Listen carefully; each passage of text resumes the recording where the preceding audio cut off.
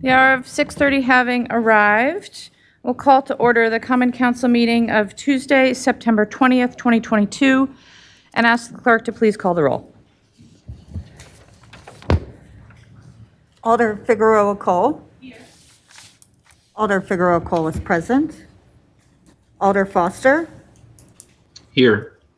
Alder Foster is present. President Furman. Present. President Furman is present. District 17 is vacant. Alder Harrington McKinney. Present. Alder Harrington McKinney is present. Alder Heck. Here. Alder Heck is present. Alder Mayadzi. Present. Alder Mayadzi is present. Alder Paulson. Present. Alder Paulson is present. Alder Fair. Here. Alder Fair is present. Alder Tischler. Here. Alder Tischler is present. Alder Verveer. Here. Alder Verveer is present. Alder Vidavere. Present. Alder Vidavere is present. Alder Wahelier. Here. Alder Wahelier is present. Alder Abbas will be late. Alder Benford. Present. Alder Benford is present. Alder Bennett. Alder Bennett is present. Alder Carter. Present. Alder Carter is present. Alder Conklin. Present. Alder Conklin is present. Vice President Curry. Here. Vice President Curry is present. Alder Evers. Here. Alder Evers is present. Madam Mayor, we have quorum. Thank you. I will remind us all that we're here to do the business of the City of Madison and ask folks to practice kindness, assume good intentions, and to please refrain from using profanity in your remarks, whether you're on the council or staff or a resident joining us for the evening. Our first order of business is a presentation. It's Legistar 73561, and to make this presentation, I'd like to invite Dr. Corinda Rainey Moore to the podium. You don't have to bend for it, it'll catch you. Okay. So good evening, everyone. My name is Corinda Rainey Moore, and I am here on behalf of the Equal Opportunities Commission as I serve as chair of that commission. And so I am here, and it is my honor to be here tonight with you all. But more importantly, I'm really excited about this presentation of this James C. Wright Award for the Wayne Strong and his family on behalf of the EOC. So the presentation of the 2022 Reverend James C. Wright Human Rights Award by the City of Madison Equal Opportunities Commission and the Department of Civil Rights Equal Opportunities Divisions to Wayne Strong posthumously. The Reverend James C. Wright Human Rights Award honors the late Reverend James C. Wright, who served as Executive Director of the Equal Opportunities Commission from its inception in 1968 until his retirement in 1992. The award is given to an individual who best exemplifies the Reverend Wright's dedication and compassion for civil rights and human rights and conducts his daily life consistent with these values. The Equal Opportunities Commission has selected Wayne Strong as the recipient of the 2022 award. So unfortunately, Wayne passed away earlier this year, and the award will be presented to his wife and family, Terry. And what I would really like to do, if you will allow, is I would like to invite Terry Strong and the family to come stand next to me as I read the next information.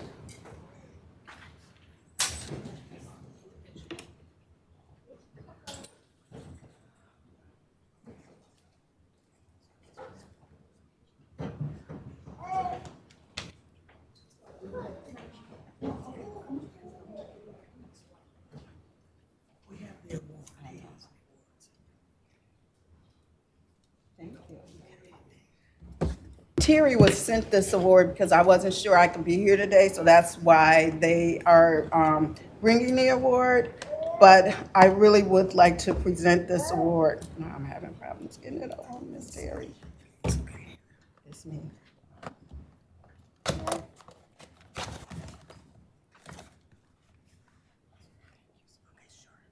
it down for 1 second. Okay.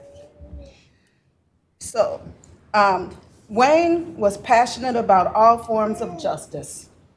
He knew that young African American men needed positive role models and activities to succeed in spite of the racism and barriers that they experienced. 30 years ago, as a neighborhood police officer, Wayne got involved in the Southside Raiders youth football and cheerleading program. He kept the program going long after he left the force. He was there for all youth, even those who were justice involved, had trouble in school, or had fallen through the cracks in other ways. There are not enough words that can describe how Wayne Strong positively impacted our community. With this award, and for keeping in the tradition of what Reverend Wright stood for in our community, the Equal Opportunities Commission and Department of Civil Rights, Equal Opportunities Division would like to honor Wayne Strong and say thank you for his service to our community, and thank you to his family for allowing him to contribute to our community in ways that you have. Thank you so very much.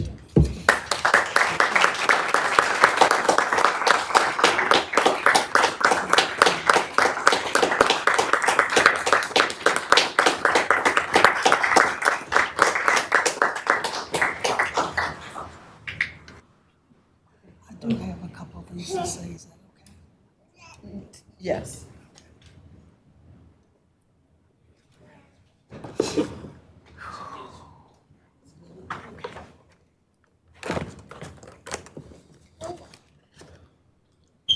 Thank you, Noah, for taking good care of that, okay?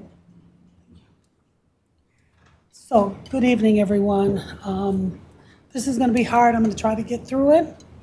I'd like to thank the Equal Opportunities Commission, the council members, and the mayor for this recognition for the tireless work and legacy that Wayne left in this community. I'd like to acknowledge friends and family, especially Jessica, Byron, Bella, Noah, Mari, his grandchildren, who he loved who he loved so much. His sister-in-law, Janet, his brother-in-law, David, or his son-in-law, David. Just thank you all for being rock solid foundation for me and for us through all of this. This has been very difficult.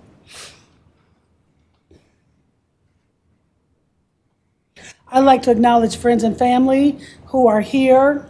Too numerous to name, but they know who they are. They're probably standing up taking pictures. But they are here. They are family. They are friends. And to those that couldn't be here who are watching virtually, thank you so much. Just thank you so much for your continued support.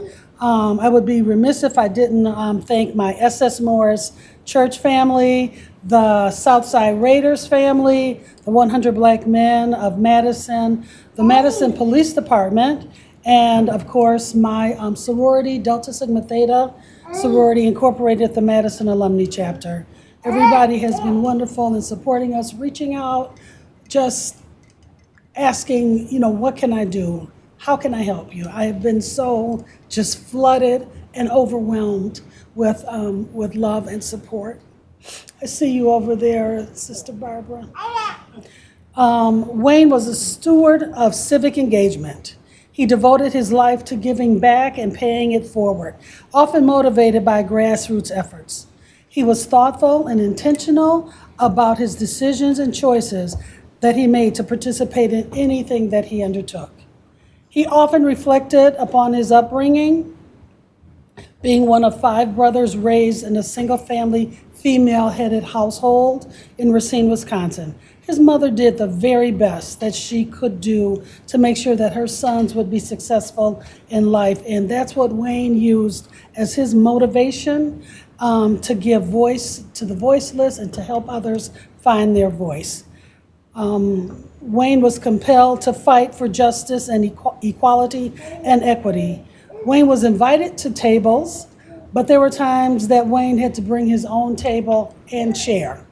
And he did that and offered himself unselfishly, offered his expertise, his resources, time, and everything that he had for the greater good of this community. He loved Madison. I look at all the past recipients of this award: Darlene Hancock, John Gramling, Dr. Floyd Rose, Chief Justice Shirley Abramson, Annette Miller, Anthony Timmons, Charlie Daniel, Ernestine Moss, and others. And this is just such an amazing honor. And I know he knows that he's getting this honor. He stood on these shoulders of these individuals and others to help lift him up to do the work of social justice, reducing disparities across the board, especially those that affect Black and brown people.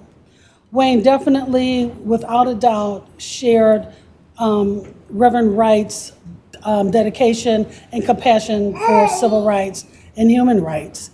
And Wayne conducted himself accordingly in everything that he did.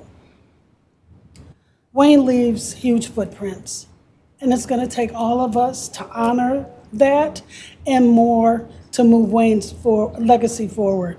Thanks to Isidore Knox, John Gramling, Reverend Gregory Armstrong, Noble Ray for nominating Wayne to be recognized for this incredible work that he's done, his leadership in this community and beyond. Thank you very much for your time.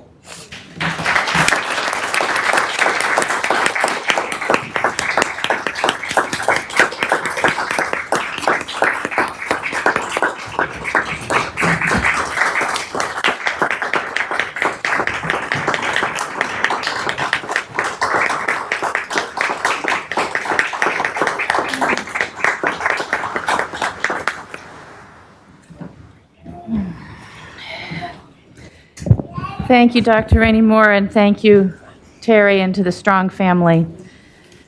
We really appreciate you being here, and we appreciate you sharing Wayne for us for all those years.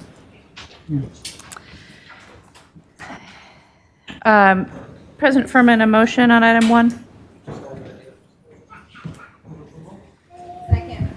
Moved and seconded. Is there any discussion? Seeing none, is there any objection to recording an enthusiastic, unanimous vote in favor? Seeing no objection, we'll record that vote. That takes us to disclosures and recusals. Are there any disclosures or recusals on tonight's agenda? Alder Curry? Thank you, Mayor. I need to be recused from agenda item 27, legislative file number 73098. My employer, YWCA Madison, is an potential awardee of these funds. Thank you, Alder. We'll note that. Are there any other disclosures or recusals? Seeing none, then we'll move on to the presentation of the consent agenda. President Furman? Thank you, Mayor. Consent agenda is moved with the recommended action listed for each item on the agenda, including public hearings, except 1, items which have registrants wishing to speak, 2, items which alders have separated out for discussion/debate purposes. The following items are extra majority items. Extra majority vote items will be recorded as unanimous votes unless a roll call or exclusion is requested. Agenda item 27, legislative file 73098, EHH grant from the State of Wisconsin Department of Administration, 15 votes required. Agenda item 30, legislative file 73395, a cost-sharing agreement between the City of Madison and the Town of Blooming Grove, 15 votes required. Agenda item 34, legislative file 73470, application for a route planning restoration program discretionary grant with the United States Department of Transportation, 15 votes required. Agenda item 35, legislative file 73478, donation from the Madison Gas and Electric MGE Foundation associated with the Dairy Drive Campground, 15 votes required. Agenda item 37, legislative file 73495, accepting additional emergency rental assistant funds from the U.S. Treasury Department, 15 votes required. Agenda item 38, legislative file 73496, approving an agreement with the city of Fitchburg related to the town of Madison, 15 votes required. Agenda items with recommendations made from the floor. Agenda item 3, legislative file 72659, amending the MGO to allow the Plan Commission Secretary or District Alder to advise applicants to present at the UDC prior to Plan Commission for a conditional use application. The recommended action is to re-refer to the Plan Commission on 10-3 and Common Council on 10-11. Pursuant to MGO 2.295, public comment will not be taken on this item unless allowed by a vote of the council. Agenda item 4, legislative file 72892, zoning related to 7151-7145 Littlemore Drive, 7202 Cottage Grove Road, 851 Harrington Drive, and 6901 Bluff Point Drive, 16th Alder District. The recommended action is to re-refer to the Plan Commission on 10-3 and the Common Council on 10-11. Also pursuant to MGO 2.295, public comment will not be taken on this item unless allowed by a vote of the Common Council. Agenda item 5, legislative file 73471, amending table 28L.2 and MGO section 28.181 and amending MGO section 28.206 to increase fees. Recommended action is to re-refer to the Plan Commission on 10-3, and that would be back here at the Common Council on 10-11. Pursuant to MGO 2.295, public comment will not be taken on this item unless allowed by a vote of the Common Council. Agenda item 18, legislative file 73473, a lease at 2301 West Beltline Highway, the 10th and 14th Aldermanic Districts. Plan Commission recommended action is to recommend to adopt. Agenda item 29, legislative file 73372, to approve the schedule of special charges for the State Street Mall/Capitol Concourse for 2021-2022, maintenance changes. Downtown, the coordinating committee recommended action is to recommend to adopt. Agenda item 41, legislative file 72784, preliminary plat and final plat for the Village at Autumn Lake, 17th Aldermanic District. Recommended action is for the council to adopt under suspension of MGO 2.055. Agenda item 42, legislative file 72126. We will be taking up the second substitute, creating section 5.17 of the Madison General Ordinances to require the production of an after-action report by the independent police monitor following the use of tear gas. The recommended action is to adopt the second substitute. Re-referral of items with no public comments unless allowed by a majority vote of the Common Council pursuant to MGO 2.295. Agenda item 10, legislative file number 73481, amending the 2020 operating budget to increase staff for Public Health Madison and Dane County. The recommended action is to refer to the Finance Committee on 9/28 and a re-referral to the Council on 10/11. The reason for the additional referral was due to an oversight when the item was first introduced. It was always intended to go to the Finance Committee. And item 40, legislative file 73500, on-site supportive services to users of the city's urban campground at 3202 Dairy Drive. Additional referral to the Community Block Development Grant Committee on 10/6/2022 and the Common Council on 10/11. The reason for the additional referral is the Community Block Development Grant Committee didn't have quorum at the meeting this was supposed to be considered. Agenda item 54, legislative file 73519, an agreement with the State of Wisconsin Department of Transportation for South Whitney Way and Odana Road intersection, the 11th and 19th Aldermanic District, referral to the Board of Public Works on 9/21 and the Common Council on 10/11. Agenda item 55, legislative file 73520, an agreement with the State of Wisconsin Department of Transportation for Mineral Point Road and High Point Road intersection. Refer to the Board of Public Works on 9/21 and Common Council on 10/11. Agenda items excluded by the request of alders or are due to speakers registered by 6:40 PM on September 20th. Agenda item 28, legislative file 73357, approving the towing contract with Schmidt Auto. That was excluded by Alder Wehealy. Agenda item 42, legislative file number 72126, creating section 5.17 of the Madison General Ordinances related to tear gas. There are speakers registered. Items introduced from the floor for referral. Legislative file 73840, a loan agreement to Madison Interstate East 16th Aldermanic District. This will be referred to the Finance Committee on 9/28 and the Common Council on 10/11. All right. Are there additional items that alders would like to have excluded from the consent agenda at this time? Alder Paulson? I have a question about the consent agenda, but I can wait until we are at the appropriate time. You're the only one in the queue right now, so go ahead. Okay. I have a question on items 3, 4, and 5 with regards to MGO 2295. How will these be indicated on the agenda next council meeting with regard to public comment? What is that going to look like? Are people going to see on the agenda, you can't comment on this, or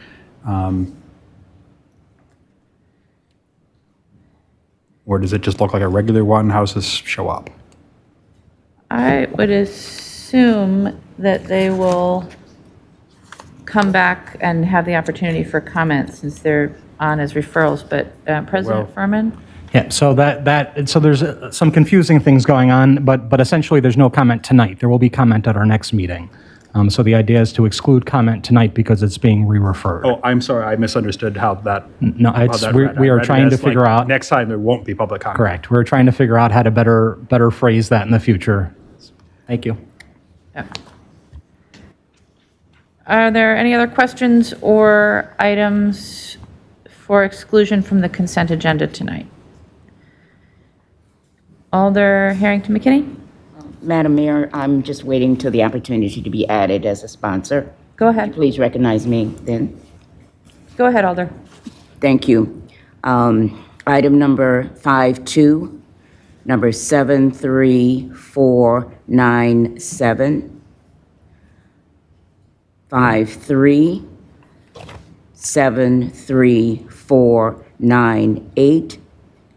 54, 73519, 55, 73520, and finally 62, 73501. I'm concluded. Thank you, Alder. The clerk will add you as a co-sponsor on those items.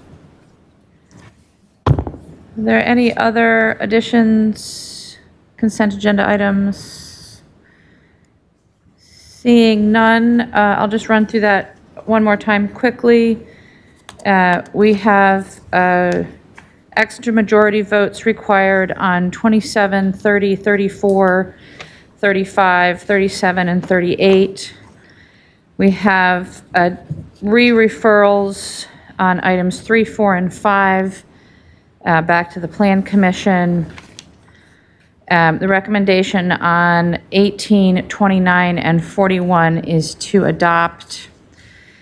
We have additional referrals on item 10 to Finance, on item 40 to CDBG, on item 54 to the Board of Public Works, and also item 55 to the Board of Public Works. And excluded from the consent agenda tonight are items 28 and 42, with a note that the presumed motion on item 42 is to move the second substitute, the title of which has changed from the original. The new title is Creating Section 5.17 of the Madison General Ordinances to require the production of an after-action report by the independent police monitor following the use of tear gas. That's the second substitute, which we presume will be the motion. And then finally, we do have an introduction from the floor that we'll get to at the end of the meeting. President Furman, motion on the consent agenda. Move adoption. Moved and seconded to adopt the consent agenda. Is there any objection to recording a unanimous vote in favor of the consent agenda? Seeing no objection, we'll record a unanimous vote in favor of the consent agenda, and we will go on then to public comment. And just give me a moment to refresh. So for the folks that were here on items 35 or 40 available for questions, those items will not be discussed tonight, and you are free to go if you wish. The only item we have public comment on tonight is item 42, again, which relates to section 5.17 of the Madison General Ordinances. The original title regarded the use of tear gas, mace, and impact projectile devices. The second substitute regards the production of an after-action report by the independent police monitor following the use of tear gas. Our first registrant is Nicholas Davies of District 15, to be followed by Lori Schwartz, to be followed by Kim Rickman. Do we have Nicholas Davies? Thank you. I believe I'm unmuted.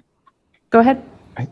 Thank you. Good evening. I sent you all some resources ahead of tonight's meeting, research about the long-term respiratory problems, ocular damage, and disruptive impacts to reproductive health, and how overall people exposed to tear gas have greater healthcare needs afterwards.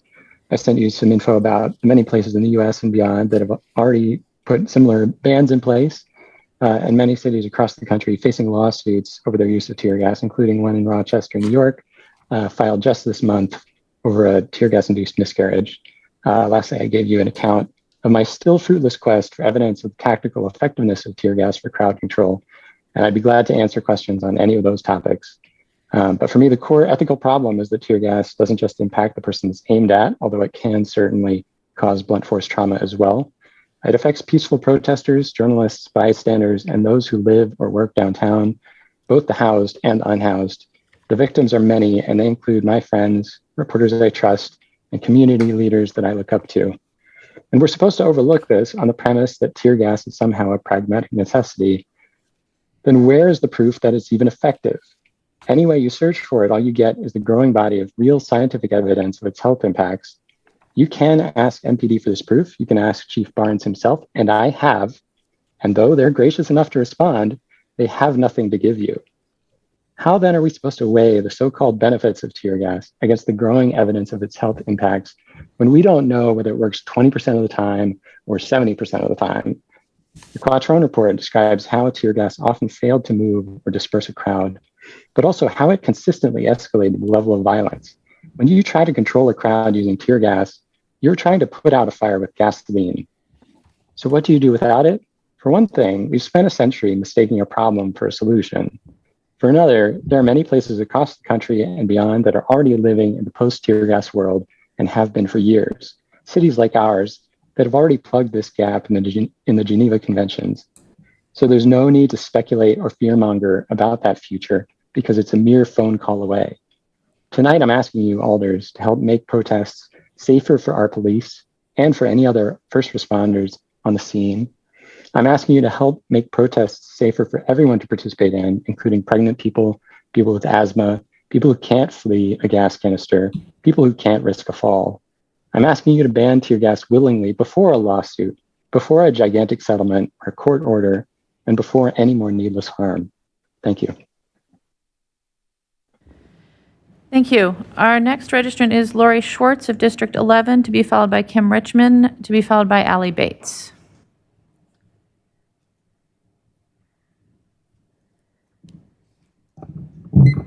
Do we have Lori?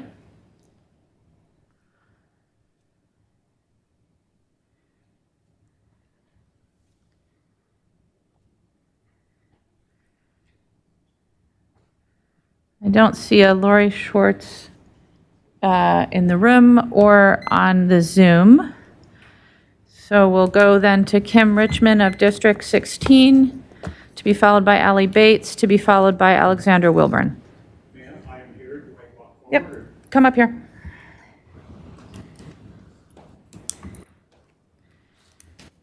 Good evening, everybody. How's everybody doing? I'd ask that you vote to oppose agenda item number 42. These non-lethal tools that the proposal bans are very important for the few times they may be needed. De-escalation practices don't always work. Isn't it better to have something and not need it than to need something and not have it? According to the report on MPD use of tear gas from January 4, 2021, OC and CS gas has only been used 3 times in 31 years, twice in 2020, once in 2002. Imagine if Washington, D.C. had banned tear gas and other less lethal options and had no access to them during the insurrection at our nation's capital on January 6th. It should have been deployed earlier when things got out of control. What if CS or OC gas could not have been used by MPD to help the Madison Fire Department get through an unruly crowd? During a night of civil unrest in the summer of 2020, the Madison Fire Department attempted, but was blocked, from entering a looted business that had already had gas poured into it, which could have caused a massive explosion and endangered many lives.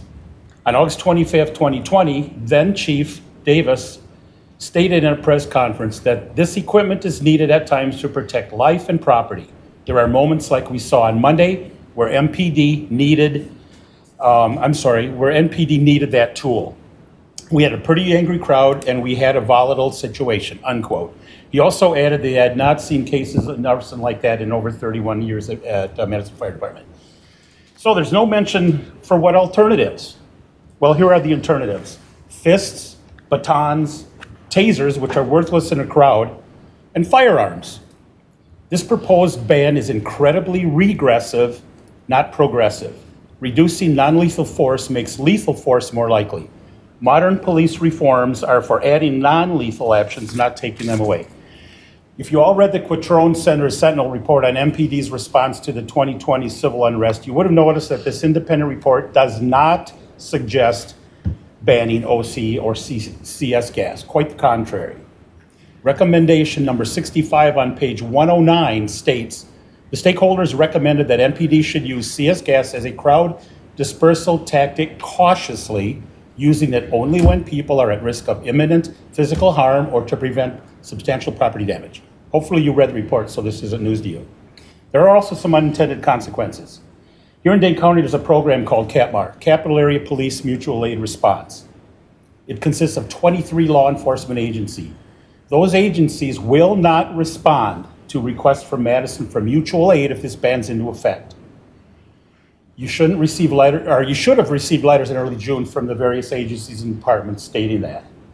This loss of mutual aid is because those agencies don't want to put their officers in a dangerous situation without the non-lethal tools they need. That's your time. Thank you. Our next registrant is Allie Bates of District 6, to be followed by Alexander Wilburn, to be followed by Wally Wallinger. Allie? Yes, I am here. Go ahead. Yes, I am speaking in support of this item. Oh, sorry, can you hear me? We can. Okay. Yes, I am here to speak in support of this item. I would like to thank Alder Bennett for bringing this forward because frankly, we should not be using tear gas in Madison. We should not be using tear gas on our citizens.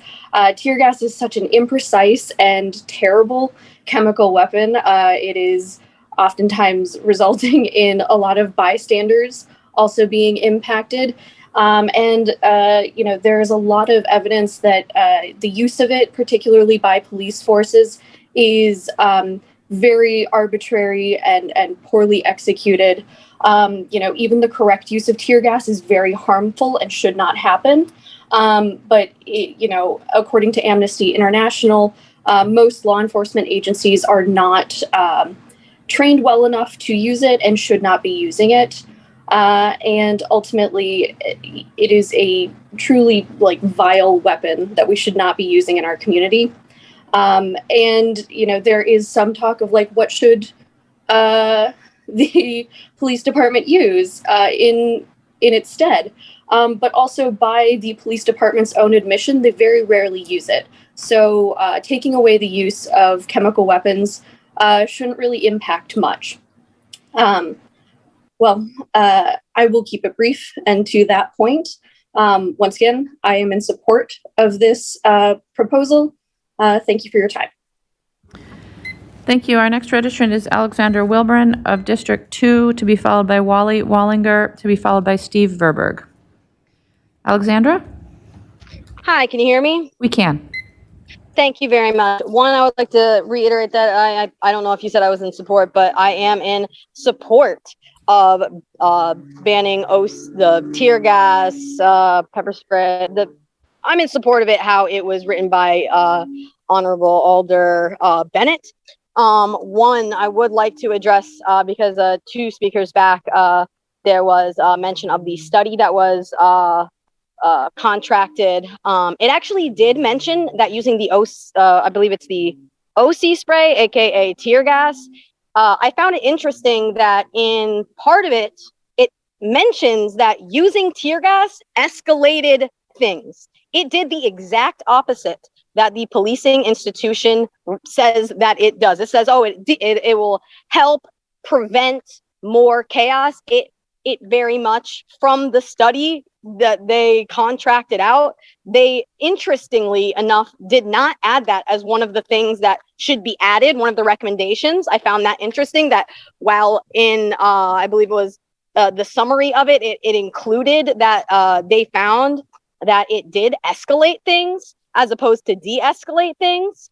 But they didn't include that in the recommendations. I did find that very interesting, but I did just want to mention that study and many studies, not just about what happened in Madison, but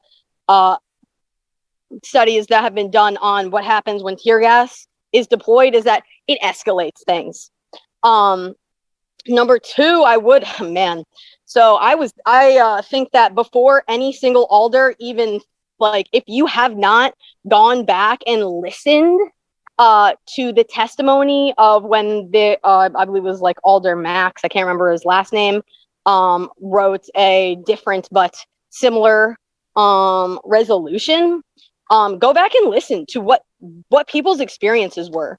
Crowd control. So they released tear gas after they decide it's what is the statute in the Wisconsin statute? I can't remember the number.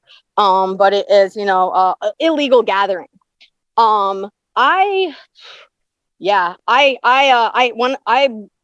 went in the beginning and I left because I got very overwhelmed very early in the day, like far before before what happened at the Jewelers, before any property destruction happened. And I went back to witness what the Madison police were doing. I didn't walk on the State Street where they were telling people to vacate. But I went to was on the 100 block, around, behind, Ian's Pizza there's that little pavilion. I just wanted to share that there was a girl there, a young woman. I think she was about probably 18 or 19. And she was having a panic attack. She was having a panic attack because she was with the protesters, actually trying to tell protesters to stop cussing at the officers. That's your time. Thank you. Shit. I have so much. Our next registrant is Wally Wallinger from Woodview Court, to be followed by Steve Verberg, to be followed by Sally Manchart. Do we have Wally? There's nobody by that name in Zoom either. Thank you. Our next registrant then is Steve Verberg. Wendy in Madison, to be followed by Sally Manchart, to be followed by Erica Bach. Steve? Steve is also not in Zoom. All right. Then how about Sally Manchart of Mount Horeb? To be followed by Erica Bach, to be followed by Benji Ramirez Gomez. Not seeing anyone. Hi. Go ahead. Can you hear me? Yes, we can now. I'm sorry, I just got the prompt. Thank you. I want to first commend Tim Richmond and all the evidence that he brought. And being a registered nurse and a protester, not a rioter, peaceful protests do not get tear gas in Madison. There are many things that happen throughout this country that do not happen from our Madison Police Department. And as the young woman said about Amnesty International, it's true you shouldn't use something you're not trained for. That is not the case with the Madison Police Department.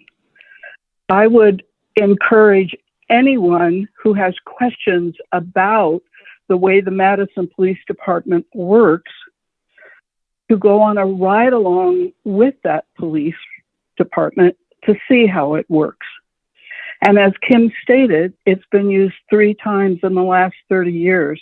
That's because our police department is very good at what it does, and it can de-escalate many situations. I have seen it with my own eyes. The chief of police is asking for this. He's a policeman. You all are not. That's not a criticism. I am not either. Also, the fact that if you have big gatherings in Madison, some of which are fun things to do, we will not be able to use any other agency, police agency around us. So those things will have to be canceled. There was also just, because you haven't banned it yet, we had 3 or 4 different policing agencies work with the Madison Police Department in the last few days to solve a very serious situation, a crime. They, as Kim mentioned, they will not be able to come to our city. You are hampering a very, very special and finely tuned Madison Police Department. I am 100% opposed to the ban. Thank you. Thank you. Our next registrant is Erica Bach of District 7, to be followed by Benji Ramirez Gomez, to be followed by Greg Gabowski. Do we have Erica? Erica, you should have a prompt to unmute.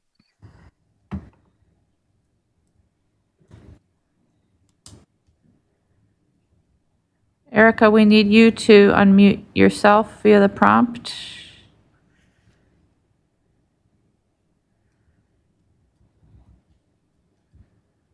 Not getting a response. Oh, something. There you go.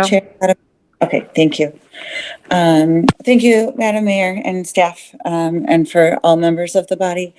I am just perplexed that we are still having this conversation. It is more than 2.5 years since we witnessed a global uprising, protests taking place in every country across the globe.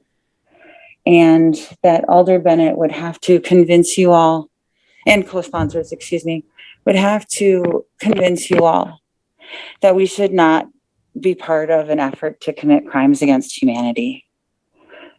For any of you that either served in the military or perhaps had to utilize tear gas while serving a required duty, I am so sorry that we asked you to do that. I am so sorry that our governing bodies ever thought that you should carry that responsibility.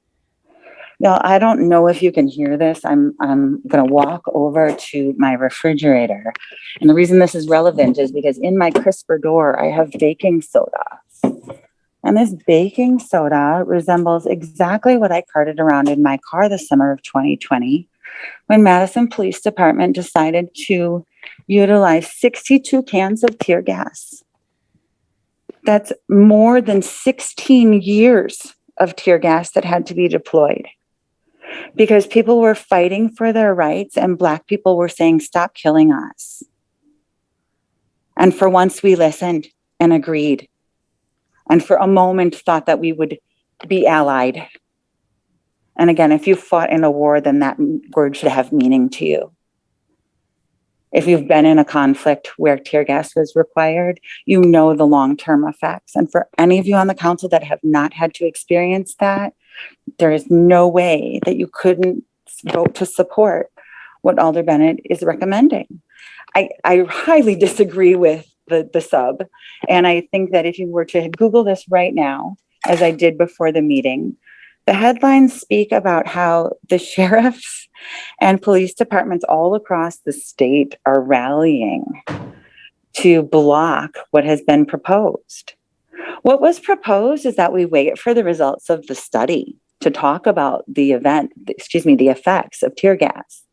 That is how this ordinance started, was why would we allow anyone to do anything to our residents without knowing what its effects were? This isn't a brand new discussion, y'all. We've been doing this for longer than 2 years for all the Black, Indigenous, and people of color who have been at the hands of police violence. We've been doing this since 2015 when Matthew Kenny murdered Tony Robinson. That's your time. Thank you. Our next registrant is Benji Ramirez Gomez of District 6, to be followed by Gregory Gabowski, to be followed by Bonnie Rowe. Do we have Benji? Benji is not in the Zoom list, but Gregory is. All right, then Gregory Gabowski of Middleton, to be followed by Bonnie Rowe.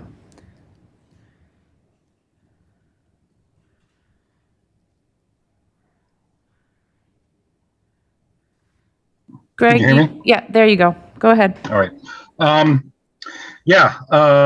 don't live in Madison, but I did get tear gas by the Madison police, so I think I can talk on this. I was a reporter for a local community radio station, trying to get audio during the reaction to the police murder up in Minneapolis, and I was involved in 2 tear gas salvos on State Street. One was I was probably about a block away, and people started running, panicking, coming toward me, and then I was overcome by this big cloud of gas. I've been to protests covering and participating for a number of decades, so I like smelled tear gas from afar, but I've never like been hit with it like that. And I just lost. I'm not young. I was overcome with coughing, and but I could see some other people were in much worse state. I stuck around. By the way, while all this was happening, I've heard this characterized as a riot. At no point, and I don't know, as far as I know, the Quattrone report doesn't call it a riot. The police officially have not called it a riot. I do not believe, even though a lot of police spokespeople and others have just dropped that it's a riot. I saw nothing related to a riot while this was going on that I was witnessing. I saw a lot of angry people who were yelling at police, who were at a phalanx in riot gear, that no one was breaching, or as far as I could tell, could breach. And at one point, I'm walking up, I'm getting close to the line. I'm probably like 2 feet from the line, and all of a sudden I'm hit full in the face with tear gas. And I have not heard any explanation about why that was necessary. A lot of people say, well, there's a riot, you have to do this. There's no evidence that anything like that happened. The nearest I could tell what looked like to me, and it's hard to tell behind their masks and their riot gear and everything. The nearest I could tell is the police were angry. They were peed off that there were people yelling and swearing at them. Angry people who, let me repeat, had just witnessed a policeman in Minneapolis torturing and murdering someone on camera. That was the reason for this protest. And I don't know, and the nearest I can tell is the proponents of this are saying, I'm lucky. I'm lucky because... Thank you. That's your time. Really, I should have been...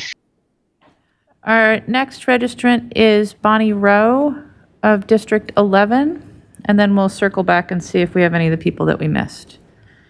Do we have Bonnie? Oh, here you are. And members of the council, this is very surreal to actually be here in the room with you all. because I feel like I've been to a lot of these meetings virtually. Bonnie, if you just step a little bit closer to the microphone. There you go. Sorry about that. So it seems like tonight it's the same cast of characters calling in on both sides, same people with kind of the same arguments. And so I don't want to waste anybody's time tonight, but I do want to register my opposition to this ban because I don't think it's the best thing for our city. I don't think we can say that this issue is about standing with Black lives. I know for myself, I was at a writers' conference trying to work on a book when George Floyd was brutally murdered in Minneapolis, near where I grew up. And that area was familiar to me. My grandparents lived there. I spent a lot of time there. And my heart was crushed by what I saw. And it was crushed by what I saw on State Street the next couple nights, watching what unfolded, watching people throwing things at our police officers who just stood there at times. It was a very broken scene for our city. And it's not only that issue. Look what happened at our nation's capital. Look at what could happen in the future from a militia group or any type of situation that gets out of hand. This is a tool that our police department has used responsibly 3 times in 32 years. It's a tool that has a lot of oversight. We have more oversight in this city than any other city in the whole US. We have the PSRC, we have the Police and Fire Commission, we have this body, we have the mayor's office. We have the Police Civilian Oversight Board and the IM, who I imagine will be named any day. And so these are tools that nobody wants to use. I know a lot of police officers. I've talked to a lot of them. A lot of them were as brokenhearted as we all in this room are about what happened to George Floyd, because nobody wants that to happen, especially the ones that wield that kind of power. And so I think we should be proud to live in a city that has a progressive police department and a lot of oversight. And even I urge you to look at the fiscal note and what could happen to our city if this tool is banned, things get out of hand, and there's no good means to stop violent actions from happening. People could be hurt, people could be burned in fires that can't be put out because fire trucks can't get through. There's all kinds of things that could happen as evidenced by the fiscal note. So I hope you guys will ask the finance director about that fiscal note and why it's in there. I hope you'll think of the unintended consequences and the long-term issues it could create in our city if this tool is banned, and think about the city employees whose lives are put on the line for your safety and mine, to keep us safe, to give us that opportunity to exercise our rights. Thank you. That's your time. All right, that's the last of the folks. I'll just circle back around to see if we have Lori Schwartz. Lori? Lori is from District 11. Thank you very much. I wrote a lengthy email explaining multiple views, so I'll be brief. I live in the city. I believe all children are our children. And if any one of our children is harmed, we are all harmed and we're doing something wrong. And my children of color in my life, I do not ever want them to be tear gassed by me, even though I'm a retired Madison police officer or any officer. But if they are, it is better that we can argue and sue and discuss and change than to have to be in the situation that I found myself in a domestic incident where I was left with no choice but to pull the trigger on an individual who I am extremely grateful lived, and who I took the steps to ask for mental health treatment, and who I shook the hand of, and who he called me and asked me for help. I ask you to make real change. I have not suffered the historical slavery that I have the privilege of and benefited from. I want change, and I tried to do it from the inside, and I continue to do it as a person here. And I ask you to not shoot yourselves in the foot, please, like we did with our children in the schools and taking the police officers out in the manner in which we did. We need to change. We need tools that don't harm people. I believe tear gas should not be our only option. There's technology. Why are we not going after drones and having science make things where we don't have to have people be harmed? So I don't know what the answers are, but I know that taking away an option where it's less harmful is not meaningful change. It's just change to be honestly popular in Madison or to think that we're doing something. But the real change is when we make a difference and we are making across lines talking to each other where we wouldn't. We had the most amazing minority police officers in the schools, and they needed to get out of the schools. I agree.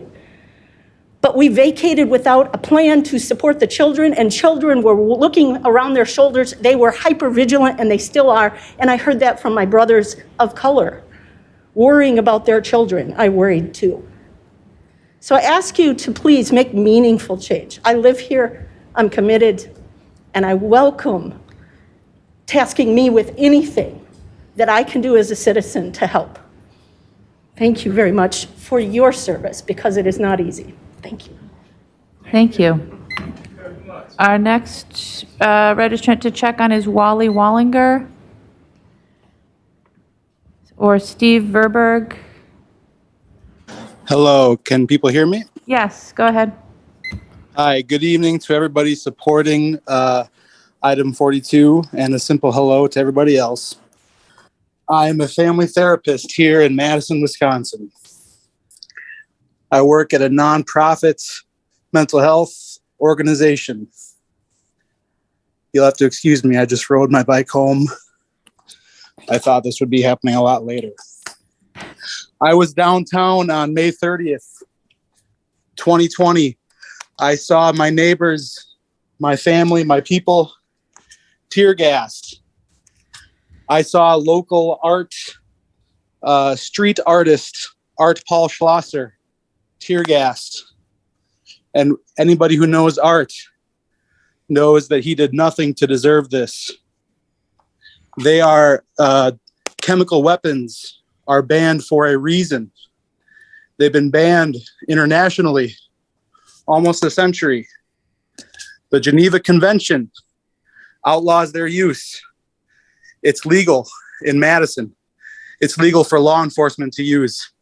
On the night of May 30th, there was one officer who, above and beyond the rest of his, quote, co-workers, had an itchy trigger finger. Officer number 5702, nobody wore badges. All they had were numbers on their helmets. Number 5702 sprayed at will his tear gas, pepper spray, whatever it may have been. He ran out of gas before the sun went down, to the crowd's enjoyment. This dude should never have had the opportunity to spray chemical weapons at people, peaceful people. I went downtown with hand sanitizer in the wake of the George Floyd protests and the George Floyd murder to try to keep people safe. When I got out of my car that evening, it smelled like a war zone. Soury, gunpowdery smell. And this was the work of the police. And they accomplished nothing. They hurt people. They hurt Art Paul Schlosser. They hurt myself. It was traumatizing. It should not have been possible. I'm very grateful for Alder Bennett putting forward this, I don't know if it's legislation you'd call it or an ordinance. I'm happy we're having this discussion.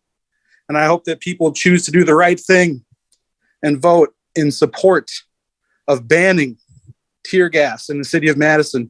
We can be a demonstration for the globe right now. And I'll end with saying, fire Matt Kenney. Thank you very much. Thank you. Do we have Steve Verberg or Benji Ramirez Gomez? We do have Benji. All right. So then Benji Ramirez Gomez of District 6. Hello, good evening, Council. I'm here to speak in support of this ban on CS gas. As folks aforementioned, this is outlawed in international war. International. There has been the people who are tasked, who are paid, who are hired to wage war will not pepper spray each other. The people who are trained to take bullets do not pepper spray each other. Why are we pepper spraying civilians? Why are we using this gas, this powder that seeps into families' homes, that wakes children up, hacking lungs? These are experiences that I have lived. These are people that I know and love. Why does MPD have the discretion to use pepper spray on students at East High School? I broke up a fight on Monday, this very Monday, yesterday, and I did not need pepper spray to do it. I walked in there with a loving intention, with the opportunity to come and be somebody who wasn't going to yell, who wasn't going to de-escalate the situation, who was there just to be a community member. These officers aren't even from Madison, right? They're from the suburbs. They're from Sun Prairie. They're from Middleton. And they know nothing about us. They know nothing about us. And so there is an opportunity here to actually reduce the harm that MPD perpetuates in this city, right? There's an opportunity in front of us to actually reduce the like I said, harm. When you harm somebody, right? When you step on someone's foot, what's the first thing you do? You acknowledge that you hurt them. MPD does not take accountability for the harm that they do. The second thing you do when you step on someone's foot, right, is you say, I'm sorry. MPD does not say, I'm sorry. And so what we have to do, the task that we have as both people on the council and as denizens of Madison, is that we have to fundamentally look at why are our youth breaking out in fights? Why are people out on the streets protesting the murder of an innocent civilian? These are questions that go unanswered, whereas MPD continues to receive a quarter of the city budget. And they don't make any one of us safer. They show up after the fact. They show up. That's your time. Thank you. And we have a late breaking registration from Maxwell Lobenstein of District 4. Hi. I am Maxwell Laubenstein. I look happy and healthy. I am 21 years old, and I'm a survivor of stage 4 metastatic lung cancer. A lot of people in this community have issues that you can't possibly know about, and when you walk up and start using wide area chemical weapons that are affecting, oftentimes almost guaranteed to affect bystanders, to seep into buildings, to affect children, as our last speaker said, wake people up hacking in the middle of the night, you're not only guaranteed to be assaulting your own citizens, you're guaranteed to be affecting people like me who have medical issues you can't possibly know about. You're guaranteed to be affecting those children. We know that asthma rates across the country are skyrocketing right now. You're waking up those children with fucking tear gas, expecting those asthmatical children to be fucking okay with it. You could refrain from using profanities, please. My apologies. There are so many unknown variables when using a gaseous countermeasure that the police can't possibly account for and have consistently proven to do nothing more than harming the public. I'll yield the rest of the time. Thank you.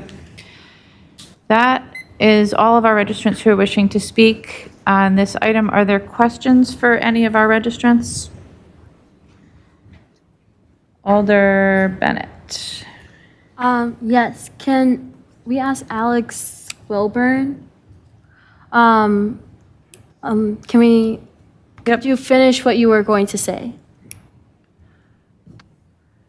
Thank you. Can y'all hear me? We can. All right. So what I was going to say is there was a young woman, and it wasn't on the street. It was, like out that little pavilion. And the police had said there was like a crowd of maybe 50 or so people that, they weren't in the street. They weren't actively breaking anything. And this girl, I thought was interesting because at first she was trying to tell fellow protesters that the police officers have families and not to swear at them, right? And then they said that they're going to spray the area because I believe there was like maybe I saw like, 2 or 3 water bottles get thrown from the back of the crowd, right? So that wasn't the whole 50 people, right? So this girl did not understand in her panic state that she was going to get tear gassed. I tried to tell her. I said, if you stay here, you will get tear gassed. You will get gassed. She said, that doesn't make sense. I'm not doing anything wrong. So this is for the people who say, oh, peaceful protests don't get tear gassed. Well, not everyone who was there was throwing something or breaking something. Some people were standing on a place that civilians are typically allowed to stand, and they got tear gassed. People in their apartments got tear gassed. To the person who says they don't understand how this is a Black Lives Matter issue, well, I saw, I believe it was on Gorham Street where I was standing, witnessing what was happening. There was a line of police on the street, and there was a bunch of, at this point, I don't know, it was like a majority young, white folk. And there was this middle-aged Black woman, and she was trying to tell the young kids to go home, right? And then I witnessed the police over and over again, maybe from where I saw about 4 times, indiscriminately spraying pepper spray that directly sprayed this woman in the face. Again, she was not breaking anything. She was not even speaking to the police, telling them anything. She was saying, protesters, you got gas. Shit's gotten broken. Go home. And the police officers, the Madison police officers, sprayed her over and over and over again. They didn't even try to not spray her. It was the officers that were like directly in front of her, spraying her as she was advocating for what the police wanted. So those are a couple of things that I witnessed. I wasn't on the state street that was being told to vacate. And also tear gas, people that were in their apartments, if y'all go back and listen to the testimony, people that were in their apartments were tear gas. I believe there were people that were administering aid to people who had a human rights atrocity. Again, it is banned in war. Our soldiers cannot use this against people. Like there were people that had their bodies. I'm sorry, Alexandra. We have a point of order in the room. Hold on just a minute. Mayor, this registrant has gone on for over 2 minutes additional time. I understand and appreciate her being given the ability to finish her statement, but at some point, if we're going to let everybody double the amount of time, we're going to be here for a while. We have time limits. Okay, I do have a few more. Hold on. Alder. A point of order has been raised, so I would suggest, Alexandra, if you could wrap up and see if there are other questions for you, or if you're finished, then we'll move on to other questions. I witnessed a lot, just from peering onto State Street, atrocities, things that just, when people say, oh, peaceful protesters, they don't get gassed. People that weren't even protesting got gassed. So I just wanted to say, why are we using something that people that are not doing anything illegal at all other than existing in a space that other people did stuff bad? And also, thank you. That's what I got. That's what I got. Alder Bennett? Yes. So Alex, how many times have you experienced tear gas or any other chemical munition in Madison by the Madison Police Department? That was the day. That was the day that I personally got gassed, because I was in the vicinity of people that were doing something, like throwing something out of, throwing a water bottle, or I guess, breaking shit, or, whatever. I was in the area, so witnessing what was occurring. And I would like to say that I didn't get gassed, but the next night I poured 3 or 4 gallons of water on someone's eyes because Thank you, Alex. The question was how many times that you've been gassed, which I think you've answered. Thank you.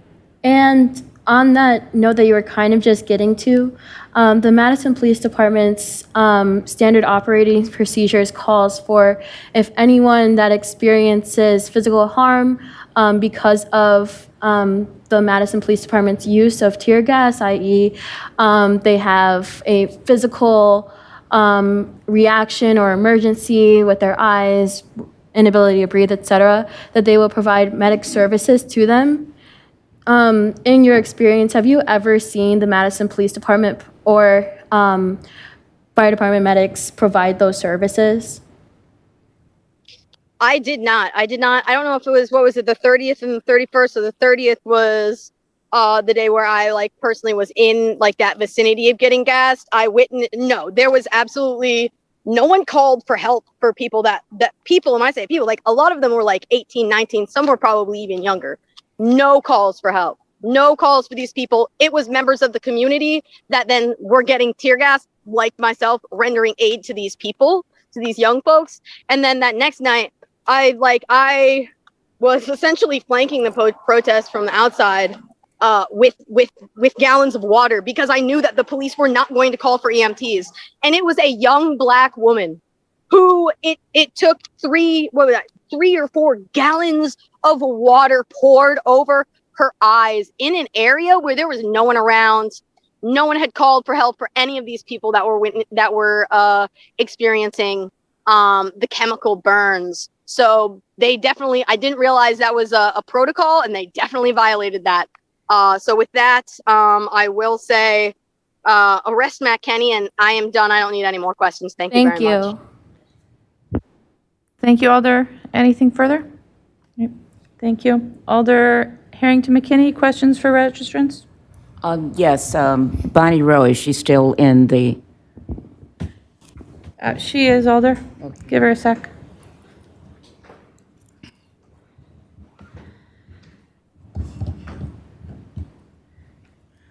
Go ahead, Alder. Bonnie, you were cut off in the middle of your statement, so could you summarize in a short time, what was the key points that you were not able to get in? Sure. I just wanted to talk a little bit about the balance that I think Chief Barnes has mentioned too, that there's kind of a balancing act when harm is happening in the city. And there's been a lot of talk, as usual, about some of the effects of tear gas on people.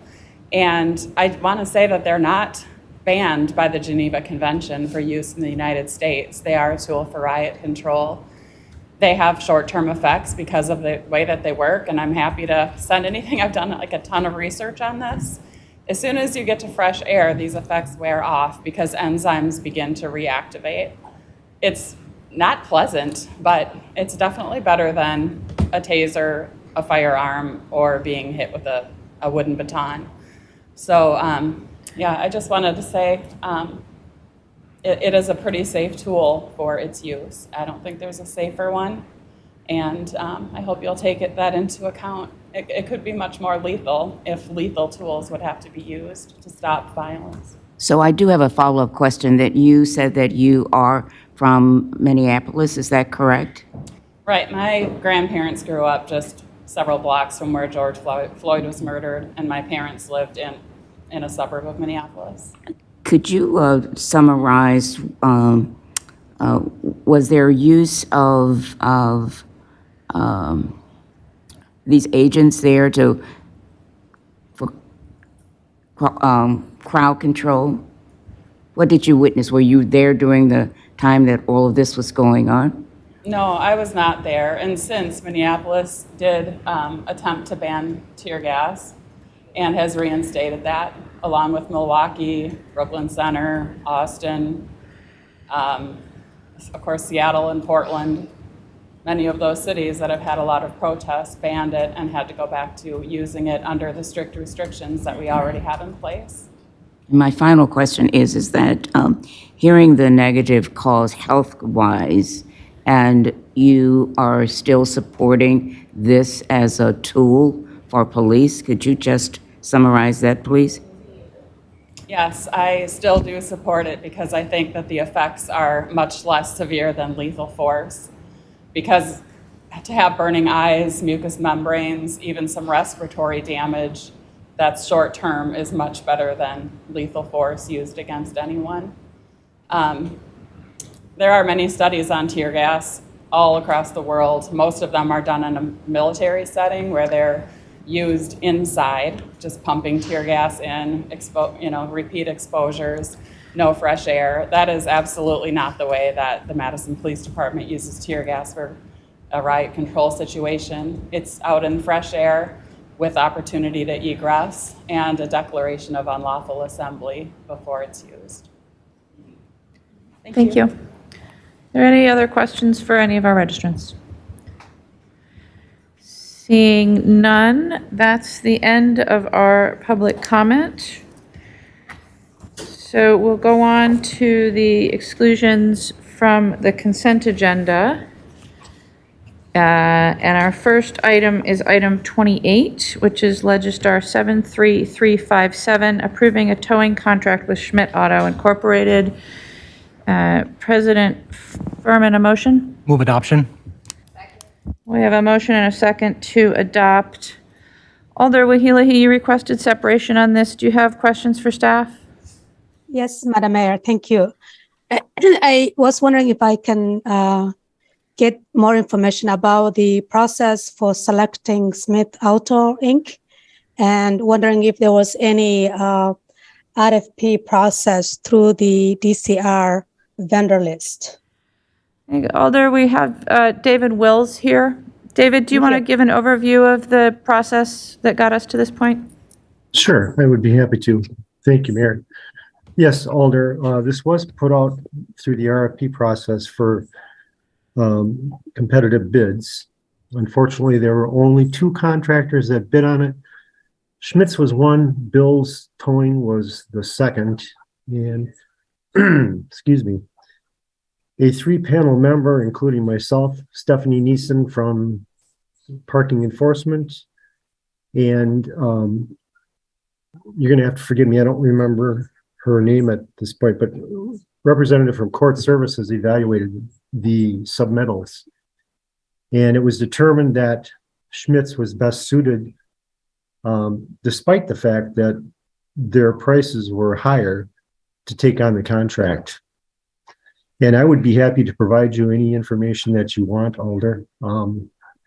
If you simply give me some indication of what it is that you need, I'll be more than happy to send it to you.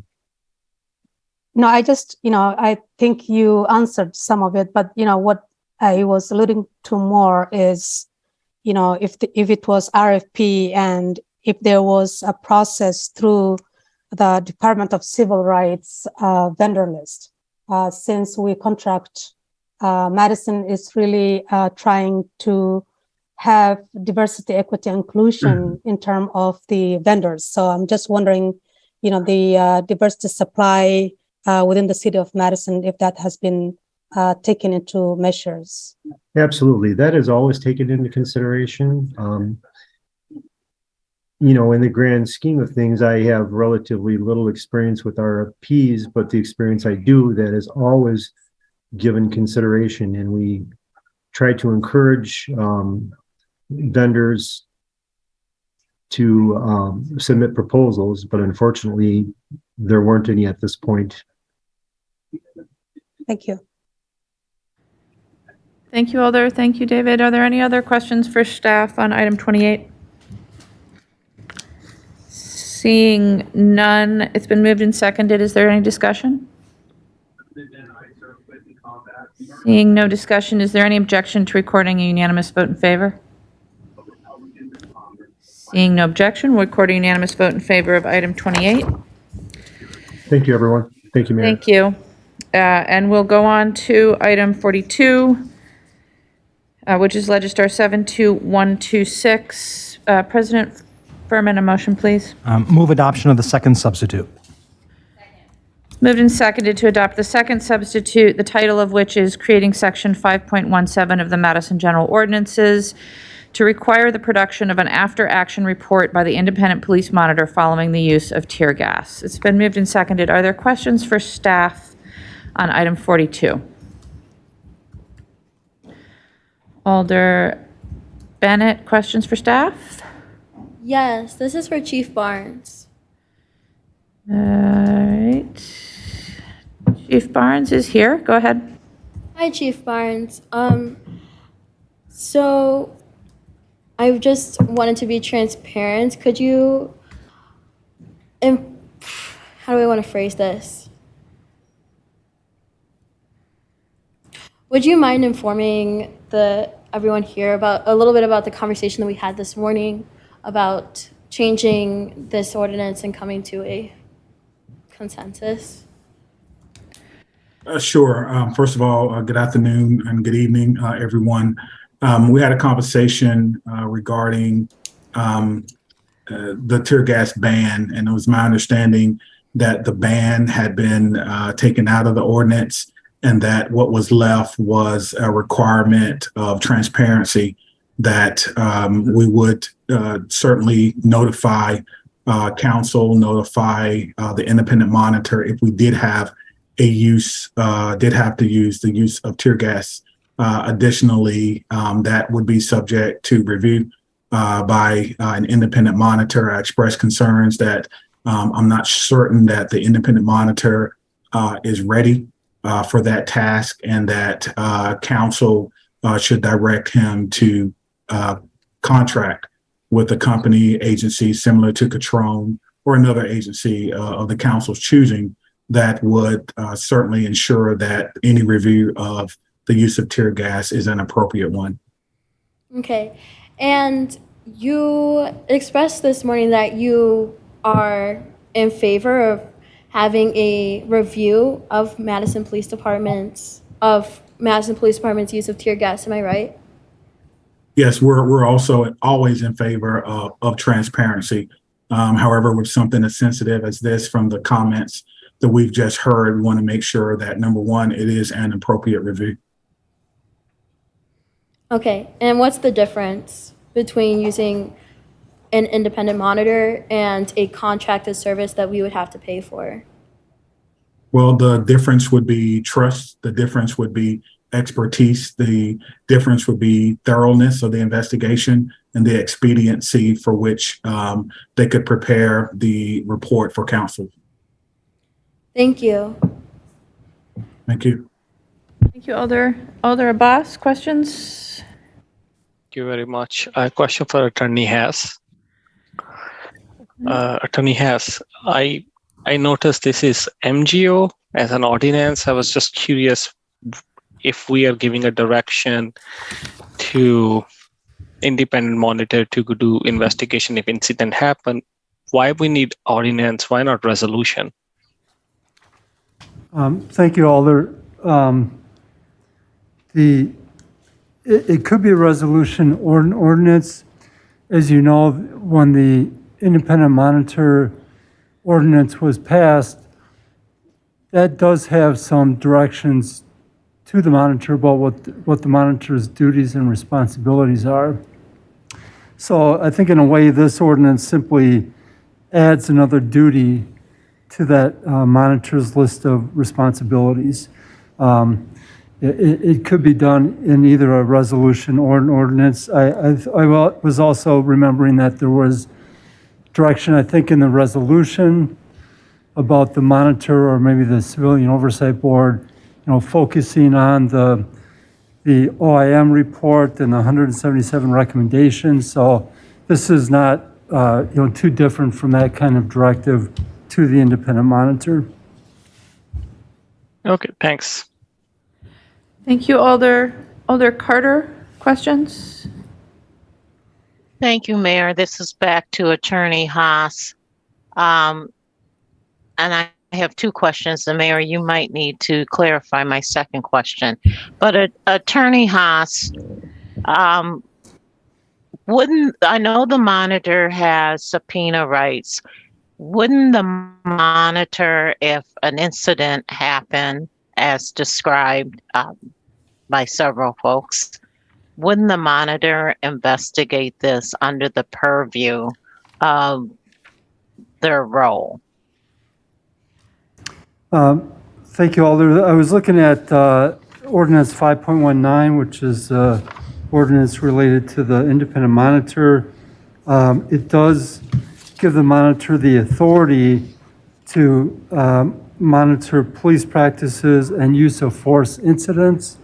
It also gives the monitor the authority to hire outside professionals, including investigators. So I would say the monitor could perform this function without direction from the council. Putting it in the ordinance, of course, makes it a directive to the independent police monitor. Okay, it's a little bit of micromanaging. My second question is, and I just really need a refresher, is that I remember when after the protests of 2020, acting chief, oh Lord, I think his name was Wolf, but I could Chief be Wall. wrong. Well, thank you so much. Yep. Didn't he contract with a vendor? Was that a directive of the council, or was that a directive for that he did for transparency's sake? I just really can't remember. So I'm depending on folks who have recall. Alder, are you referring to the Quattrone report? Was that after the protests? Yes. Yes, that's so yeah. So did Chief Wall do that by directive of the council, or did he do that as transparency in the actions that were taken? I just can't remember. Alder, I believe that was an opportunity that the chief brought to us as a recommendation, and that we accepted the donation of that review and report. But Chief Barnes, I don't know if you have more that you want to add to that. That is correct, Madam Mayor. Chief Wall did that on his own to ensure transparency. He was well aware of the controversy surrounding 2020, as most police departments around the country were. And according to Quattrone, we were the first department in the country to reach out to their center and ask for a sentinel review of the events of 2020. Okay, so I guess my follow-up is that it seems that both from the independent monitor's abilities and the department's abilities, that transparency is the underlying, what do I want to say, element that they want for not only the council, but also the public, to let them know what happened. And I will end with that and come back when we are discussing. Alder, was that a question, Alder? You know what? I like you, Mayor, because you put me right back on the same track. Okay. My question is, thank you. My question to Chief Barnes is, transparency part of the fabric of any type of investigation, any type of action for not only the council, but the public? I would agree with that. I would certainly say that is certainly, the responsibility of the council, as well as department heads, all department heads who are here. Again, the Quattrone report actually began with another sentinel review. It was originally to be the Shake the Lake event, but Chief Wall saw the need to switch, and he, and rightfully so, opened us up to the investigation of the Quattrone Center for the Fair Administration of Justice, and I think it was the right thing to do. Thank you very much. Thank you, Alder. Alder Fair? Thank you. I think most of my questions have been answered, but I'm wondering, I'm not sure if Chief Barnes is the question for you, probably. If we were to go to a contracted investigator to do a review, any idea, I guess this is a really tough question to answer, but any idea on how much that would cost the city? It's a very good question. It depends on who you want to get. Sometimes when it comes to consulting work, you get what you pay for. But certainly, most contracted work will be anywhere from $250 to $300 an hour if they're really good. And sometimes you can just negotiate a flat rate. There are many consultant agencies out there that will do it for you. And then sometimes you can also get grants for that.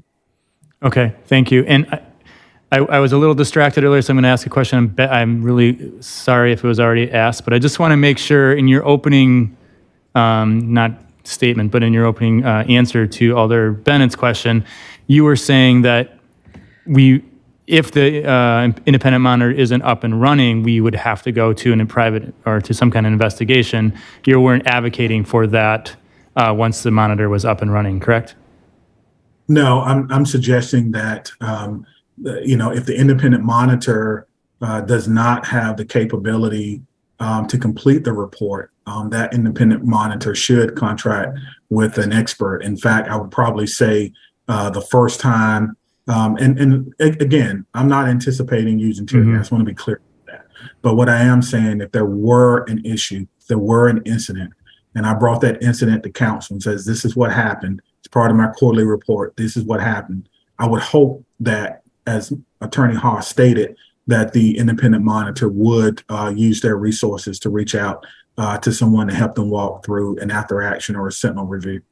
I think it's going to be important just for overall transparency. I think it's going to be important for fairness. This is, I hate to say it this way, but this is Madison, and the author of the report matters. Certainly, if we author it, there'll be issues with our findings. If the independent monitor author it, it could be issues with their findings. It could be issues with, the whole myriad of things. I just feel like for something so important, it's best to get an outside independent person to look at it if it is of something that rises to the level of what we saw in 2020. Again, think about the Catrone report. Who would have been best in the city to actually author that report? And even as independent as that was, there's still some who question the legitimacy of it. Certainly the report didn't do us any favors. It didn't do the community any favors. And that kind of tells me that it was a fair and impartial report. Both sides walked away saying, hey, you could have done more to show our position. So I think that's very important. I think we have a very smart and educated community, and they deserve the best from us. And as you have heard, there is a lot of passion and emotion around this particular issue. And so we do deserve the best when it comes to evaluation. I appreciate that clarification. Thanks a lot. One more question, Attorney Haas. Didn't mean to do that to you. So do you have an opinion on whether this is best in an ordinance form or resolution form? I know you kind of spoke to that earlier, but. I don't really have a strong opinion. I mean, the main benefit, I think, of having it in the ordinances is that resolutions can be sort of set aside, or they're not in plain sight in the ordinances. We have to remember that the resolutions are passed. And as I said, it's similar to other directives that have been issued to the independent monitor in the ordinances. So I don't have any problem with it being in the ordinance. Okay. Yep. Thank you. Thank you, Alder. Alder Bennett for the second time questions. Sorry. Yeah, for the last question, it seemed to me like you were alluding to the independent monitor was not able to be independent, or something would hamper their ability to produce a report that they otherwise would be able, they're tasked with reporting. Are you saying they're not capable to do the reporting that's in their job description? I'm sorry, Alder, who's that a question for? That's a question for Chief Barnes. Thank you, Alder. Chief Barnes? Yes, I don't know what the person's capability is. That person has not been named. Therefore, I'm unable to speak to their level of expertise in this matter. I think that's only fair. So under the Madison General Ordinances, it says that under minimum qualifications for the monitor, it says that the monitor shall be a person with extensive knowledge of civilian oversight of policing, best practices in policing, civil rights, and equity. And the monitor shall have never been employed by MPD, been an imminent family member of current or former MPD officers or worked as a law enforcement officer. So are you saying that someone that it's clearly written in the ordinance to be independent and yet have experience with best practices of policing would not be able to analyze and understand? I'm saying that's a job. I'm saying that's a job description. That person has not been identified. I don't know whether what that person's capabilities are. I don't know how long it would take that person to organize their office. There are no SOPs. There are no directives. There are no policies and procedures for what that person will or will not do. And the truth of the matter is, we could have an incident 2 days from now, and that person hasn't even been named. What would we do then if this were to pass? That's the only thing I'm saying. You know, there are plenty of people who are qualified to be lawyers, but I wouldn't select everyone to represent me if I was facing a serious crime. So I think that the minimum qualifications are one thing, but the actual aptitude of that person to do the job, I cannot speak to. That's the only thing I'm saying. Are you anticipating an event 2 days from now or in the near future? Not unless you know something that I don't. I don't. But the example is, you know, anything can happen at any time. That's just the nature of public safety. Sure. Thank you. Thank you. Thank you, Alder. It appears to me that we have phantom hands on the Zoom again. So forgive me, Alders, if you did not raise your hand. Alder Benford, did you wish to ask a question? No. Alder Wahilahi? No. Alder Evers?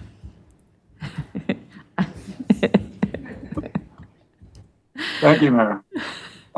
Chief Barnes, you referenced the Quatron Center's Sentinel report. How long did that take? Can you hear me okay? Yes, sir. Yes, sir. I don't have the exact time. I don't know if Assistant Chief Valenta is on, but it could have been up to 8 months. I don't have the exact time. It had started before my tenure. And so here she is. I'm going to refer to Assistant Chief Valenta. Thank you, Chief. That's a great question. We started organizing in January, and the report was in its final product form by November. And as you might recall, part of the process was community meetings, community input, and extensive review of incidents with stakeholders. So a lot of then Zoom meetings, but an attempt to get all sides and process as much information as we could. As you may recall, the Quatron Center reviewed thousands of hours of, or hundreds, I would say, hours of video, many pages of police reports, and did a quite comprehensive process. So then, do you have concerns that the time limit on in this ordinance calling for a review within 30 days of the event? Do you have concerns, Chief Barnes and Assistant Chief Valenta, that may not be realistic given the nature of, well, first of all, the infrequency with which tear gas is used, and when it is used, it would likely be a significant event requiring arguably more than 30 days to adequately come up with that review. Is that a concern of yours, this time constraint? I'll give my opinion, and I'll allow Assistant Chief Valenta to state hers if she would like. I think it's very ambitious. I think 30 days is very ambitious. The truth of the matter is, depending on the event, we could still be actually involved in the actual management of whatever the issue may be at that time. I've been kind of beat up in the in the social media world for mentioning January 6th, and people kind of beat me up for mentioning that, but I'm going to do it anyway. Think about that event that was a 1 day, and they're still investigating it, right? And what happened on that particular day.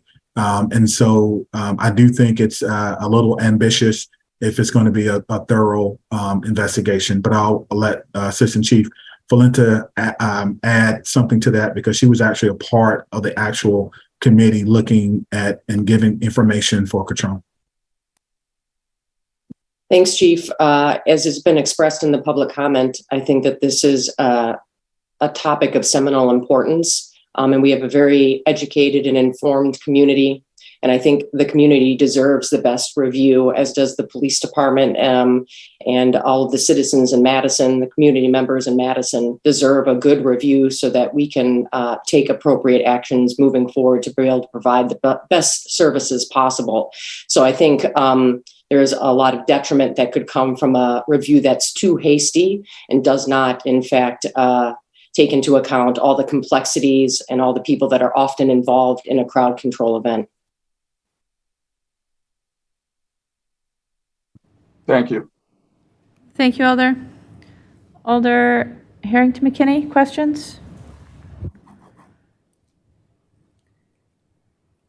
Oh. My question is to Chief.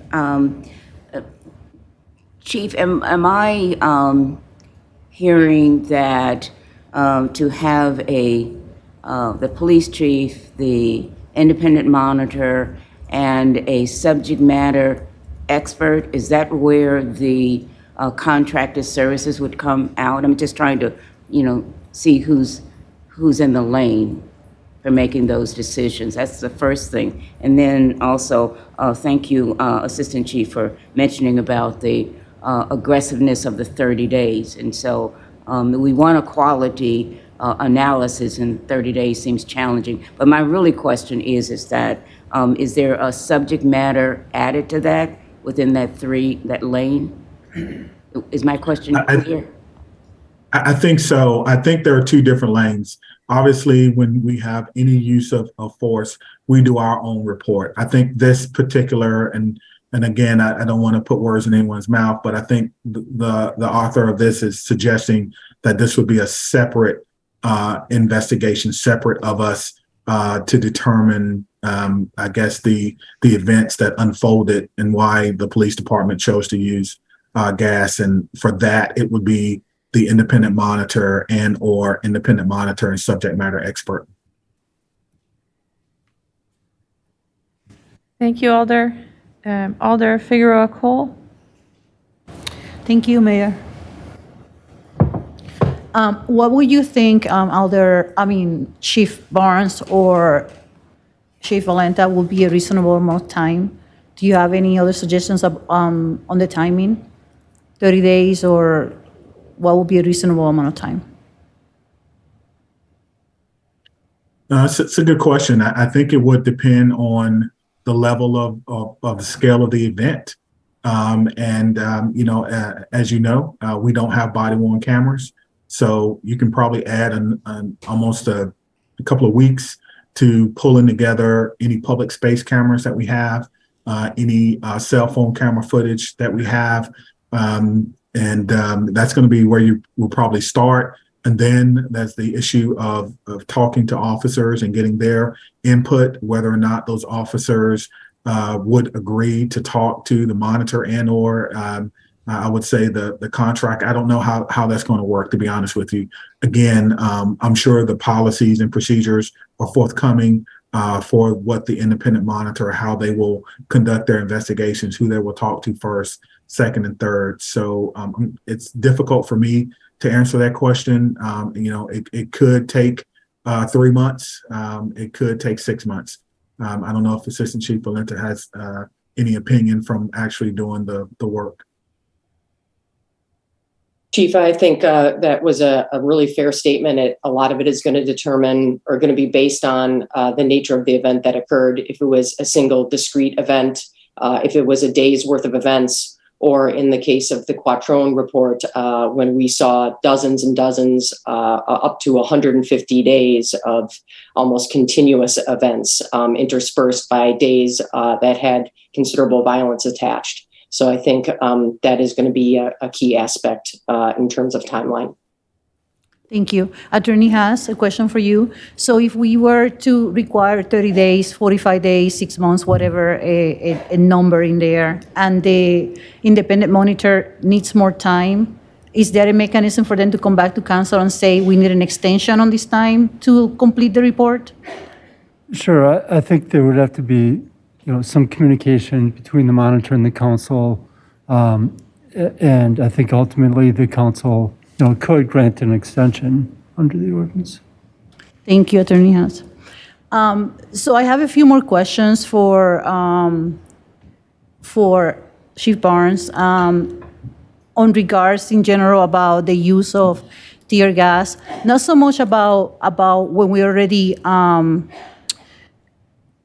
in the action of using these tools, but more on regards on what measures do we have in place today to prevent getting to a point where we need to use the tear gas? No, I think that's an excellent question. Every chief, every leader who is worthy of their position knows this one simple rule. Relationships cannot be made in the middle of a crisis. You cannot create relationships in the middle of a crisis. Before I started, I was sworn in on February 1, but before then, I was given a list of community members from our mayor, and we just started calling people, started having Zoom, starting driving up here to visit with people, trying to establish those relationships. And in the course of doing that, I met a young lady, a business owner here. I won't mention her name, but she connected me to someone who led protests and was arrested during the protest. And then my relationship with that person blossomed, and I met other people who were involved. And I sat and I listened to their stories about why they were angry and what they thought we could have done better and how to establish and keep dialogue. Now, I'll tell you that not everyone who led protests I know personally. I'm not suggesting that. But what I am saying is that through those relationships, myself, my staff, and the line officers, beat officers walking the beat every day are working every day to establish relationships. What we can't control is if something happens in another part of Wisconsin and those persons decide to come here. I won't know them.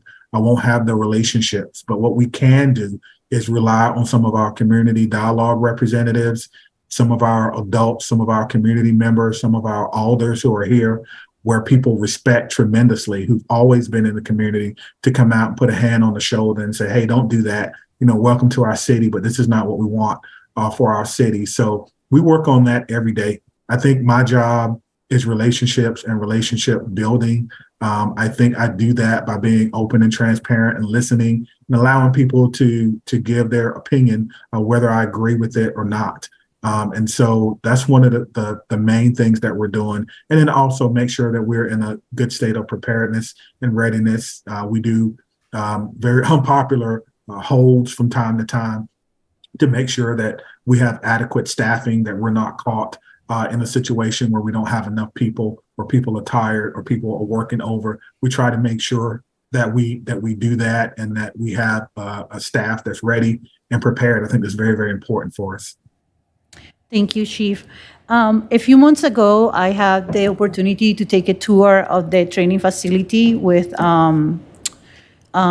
Peyton and Patterson. And one of the things that they presented to us was how they manage the training for crowd control. So do we have in that training process schedules to retrain people that already have gone through the academy? Like, is there some further training that is done for the officers that are already hired and that are past academy time?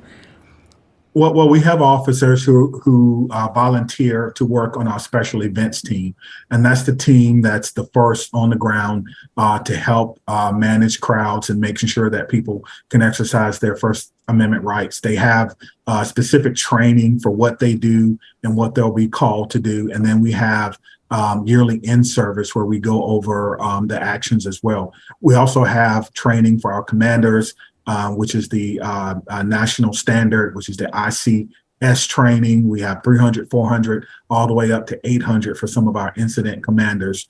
We have training in unified command so that when we do have mutual aid or officers coming from other jurisdictions, we're all speaking the same language. So training for us is, in this regard, is certainly ongoing. It's part of the Madison method. It's part of that continuous improvement that we do absolutely every day. And I don't know if Chief Valento wants to add anything to that. So now that you mentioned that regarding people coming from other agencies to support Madison, how do you actually verify that they are trained or retrained on crowd control? How do we ensure that they are at the same level as Madison Police Department? Well, I don't think that, we do a thorough review of their training records, if that's what you're asking. But what we do is we make sure that, number one, they are a part of the briefing. We have very extensive briefing where we go over our operational plans that are military grade. I will tell you that much. I just will shout out Captain Mindy Winters, who goes over some of those. She's often our incident command, and we put together a PowerPoint.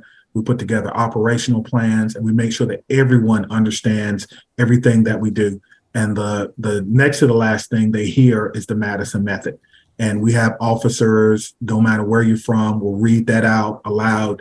We go over that. And then the last voice they hear is either my voice or Assistant Chief Valenta's voice talking about what our expectations are here in Madison. Thank you. And I have two more questions that are kind of related.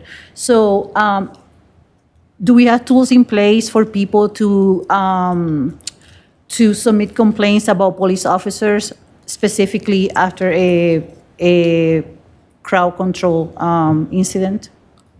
Is that something you publicize or market on that to encourage people to provide feedback after the situation is under control? Well, we don't necessarily say, hey, there was an incident. If you are involved and you want to complain, go here. We don't do that. Again, I wasn't here in 2020, and I don't think we did that then. But there are so many ways to give a compliment or a complaint to a police officer. One of the things that I did when I moved here, or when I came here, as a request from the Public Safety Review Committee, is we moved where the compliment complaint tab is. It used to be kind of hidden, I guess, if you would. You'd have to click on a few things, but now it's under my name.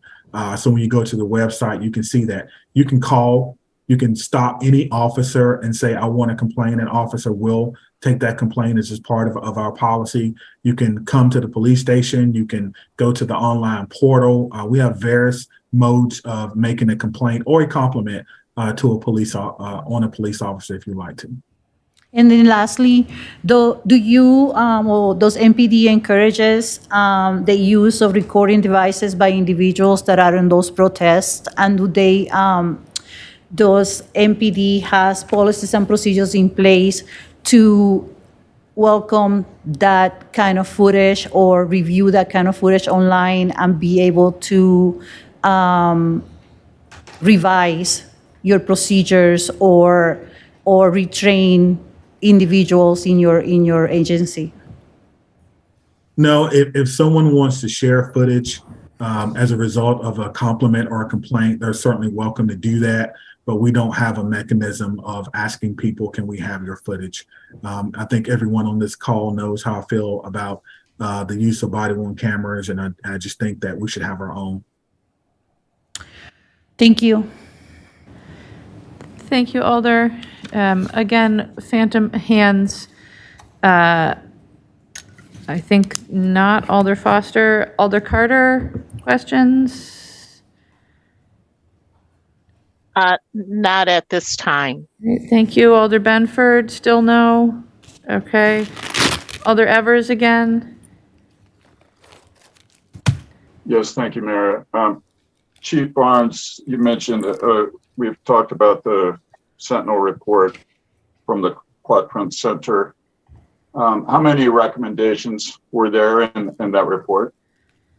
I believe there were 68, or approximately 68 recommendations.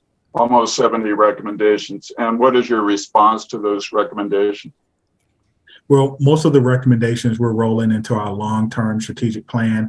Some of those recommendations we've already began working on, like the transportation issue, like the issue around people saying they couldn't hear, hey, we're about to disperse tear gas. One of the things that we purchased was a device called the Super Hailer, which will allow us to transmit warnings and or information to crowds. It's one of those things that will not harm the ears. It's specially built for that, but it's very loud. We can even do a recorded message on there if we want, and we can put your voice on there saying, "This is Alder Everts.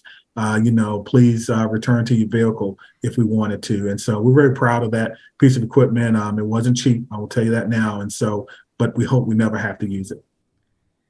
So what you're saying here, Chief Barnes, is that your response as police chief has not been antagonistic to the 68, 69 recommendations, but rather you see this as an opportunity. Is that correct? To make improvements and to learn from this experience?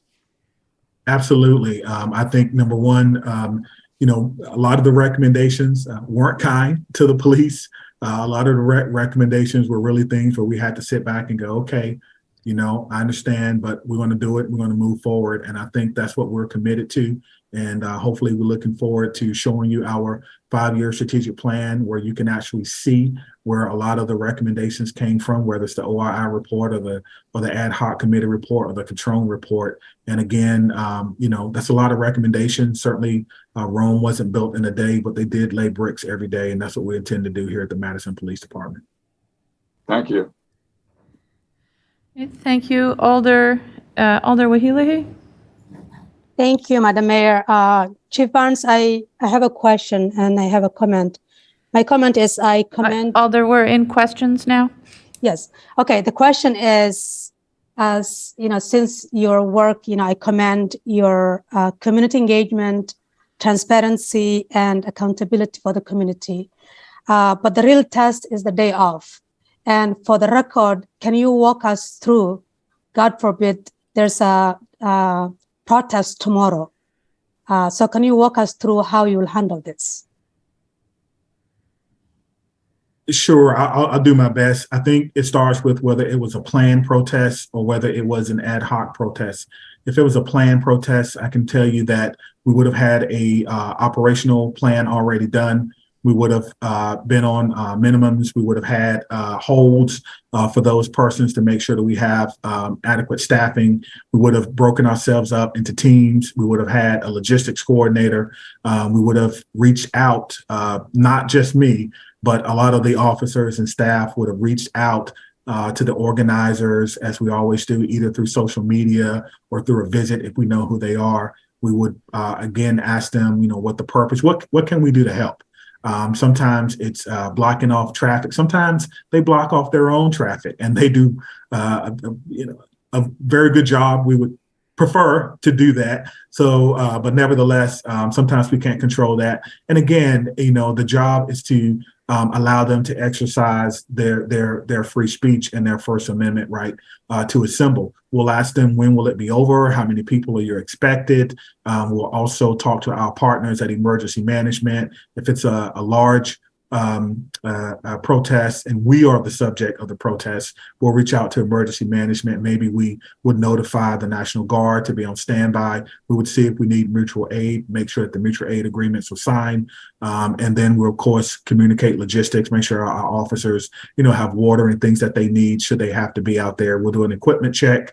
And then we'll make sure that we have a briefing. The briefing will be long before the event is to occur. We'll have an advance party to ensure that the area where the persons are protesting is safe. That includes sometimes, not to give too much information, but making sure that there's no ordinances. And so we'll sweep the area, and then we'll make sure that there's also an after action where we go through, we sweep the area if there's a need to communicate with other parts of the city, whether it be sanitation, we'll do that, or whether it be the fire department, we'll do that. Sometimes we use Wi-Fi from the library or other different places. We'll make sure that we let them know if we need their help, or if we don't need their help, we'll let them know that too. If it affects a school, we'll make sure that we communicate with the community, especially the business owners. You have to communicate with the business owners, because oftentimes the protest could affect their business, and certainly we wouldn't want that to happen. And so we want to make sure that everyone is aware and informed of that. It is a team effort. It's more than what any one person can do, and I think we do a good job of dividing that up. Thank you. I'm complete. Thank you, Alder. Alder Miadze?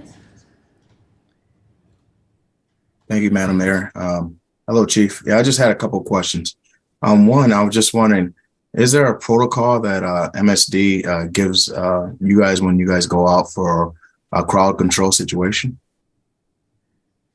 Or is just trusting that you guys will use discretion, or what protocol do they give you when you go out for crowd control? Alder, are you referring to the school district? Yes, Madam Mayor. I'm sorry. You said what protocol does the school give us? Yes, when you guys are going in for a crowd control, says there's a fight or something that breaks out. Oh, okay. All right. I think so. You're asking, is there a protocol for responding to a crowd management situation at a school? Is that what you're asking me? Yes, Chief. Sorry about that. Okay. No. I just want to make sure I answer your question. We go in and obviously we try to make contact with the principal, or sometimes as a school safety employee that will direct us to wherever the incident is. Oftentimes, if it's a large scale, we'll know, but we want to make sure we got the information correct first. Officers look at the school personnel. What do you need us to do? Help us break up the fight. And we try to do that. I won't go over, or go back and, relitigate everything that's happened at the school since we left. But oftentimes, these aren't just your garden variety backyard, two kids fighting. If that were the case, they wouldn't call us. And so, we want to go in and we want to diffuse the situation with as little physical contact as possible. I just don't think it's any officer. I know this for a fact. The officers do not want to have to physically put their hands on children. And so we want to go in and try to quickly resolve the issue if we can, verbalize to them to stop their behavior, try to get them to stop with as little physical contact as humanly possible. Okay, so there's no protocol that they give you in order to say go in and use this exact tactics or whatever. You guys go in and like you said, do it as minimal as possible and try to de-escalate the situation. So just wanted to see the protocol. Yes, sir. Again, I have conversations with the superintendent, and I do believe that if we would have done something in any school against, what his beliefs or his morals are, he would have told me. And that hasn't happened yet. All right. And I guess the second quick question is, you mentioned body cameras before. How can they be able to minimize or be able to expedite investigation as far as with it, or it might even help with the independent monitor? Can just Yes, sir. Well, anytime you have more than one vantage point or more than one view of an incident, it allows you to make a more informed decision. It's the reason why if you are a fan of the Green Bay Packers, like I am now, that the coaches don't, the major coaches, they're in the booth, right? So they have a different vantage point than the ones on the field, and they communicate to each other. It just gives you more information to make a conclusion, make a decision. That's the only thing I'm saying. All right. Thank you, Chief. Thank you, Alder. Alder Harrington McKinney. Thank you, Madam Mayor. Chief, there's the Quadrant report was brought up several times, and it says that the report generated 69 recommendations under approximately 4 buckets: improve communication, improve tactics and training, improve equipment and environments, improve cultural leadership. What's the environment? That's one I didn't get. And then my final question is that I didn't download that report. It was like 100 and something pages. After the completion of the report, was that document made available just online, but was a physical document made available to the oversight board? I do not think it was, we gave them hard copies. Again, I believe we posted it on our webpage, but we did not give them hard copies. And to the environmental question, I honestly don't have it in front of me right now. And right off my mind, I can't remember what that was about unless Chief Valenta may have it. If not, I can certainly get back to you on that. Alder, I believe, if I recollect properly, it was in reference to the physical environment. At times, we had occasions where, on the day of a particular situation where that was trash day and move out day, perhaps, for the students. So there were sofas and trash bins, which were subsequently lit on fire, which contributed to a more dangerous environment. And so I think there was remarks in there regarding trying to give some advanced thought when possible, when we're able to try and prevent trash being out on the street that could be used to set fires or rocks to be thrown from construction sites and in other environmental hazards. Thank you, Alder. We now have phantom hands on every square but one. I believe the only Alder that's actually in the queue is Alder Carter. Thank you, Mayor. Phantom hands. Oh my goodness. Chief Barnes, I just have one quick follow-up question on the MMSD that Alder Mazzei posed to you. Your department has their own, I don't want to call it protocols, but your department has their own guidelines on what they do when they come to a school for obviously a large fight, because you said you wouldn't go for just 2 people. And that is, and just correct me if I heard you correctly, your guideline is to talk to the police officer or the public safety staff person, find out as much as you can, et cetera, et cetera. Did I hear you correct on that? Yes, that's correct. So whoever is responsible for public safety, most of the officers know who that person is. The captains have been really good with making sure that we know who's in charge and who's responsible for what, and meeting with the principals. Obviously, we don't have the SROs there to be a liaison and kind of give information, so we depend on that. And then, yes, we have a use of force policy, a standard operating policy. The officers are been trained to de-escalate these type of situations, and that's certainly what we expect them to do. And I think that's what they have been doing. Okay, thank you very much.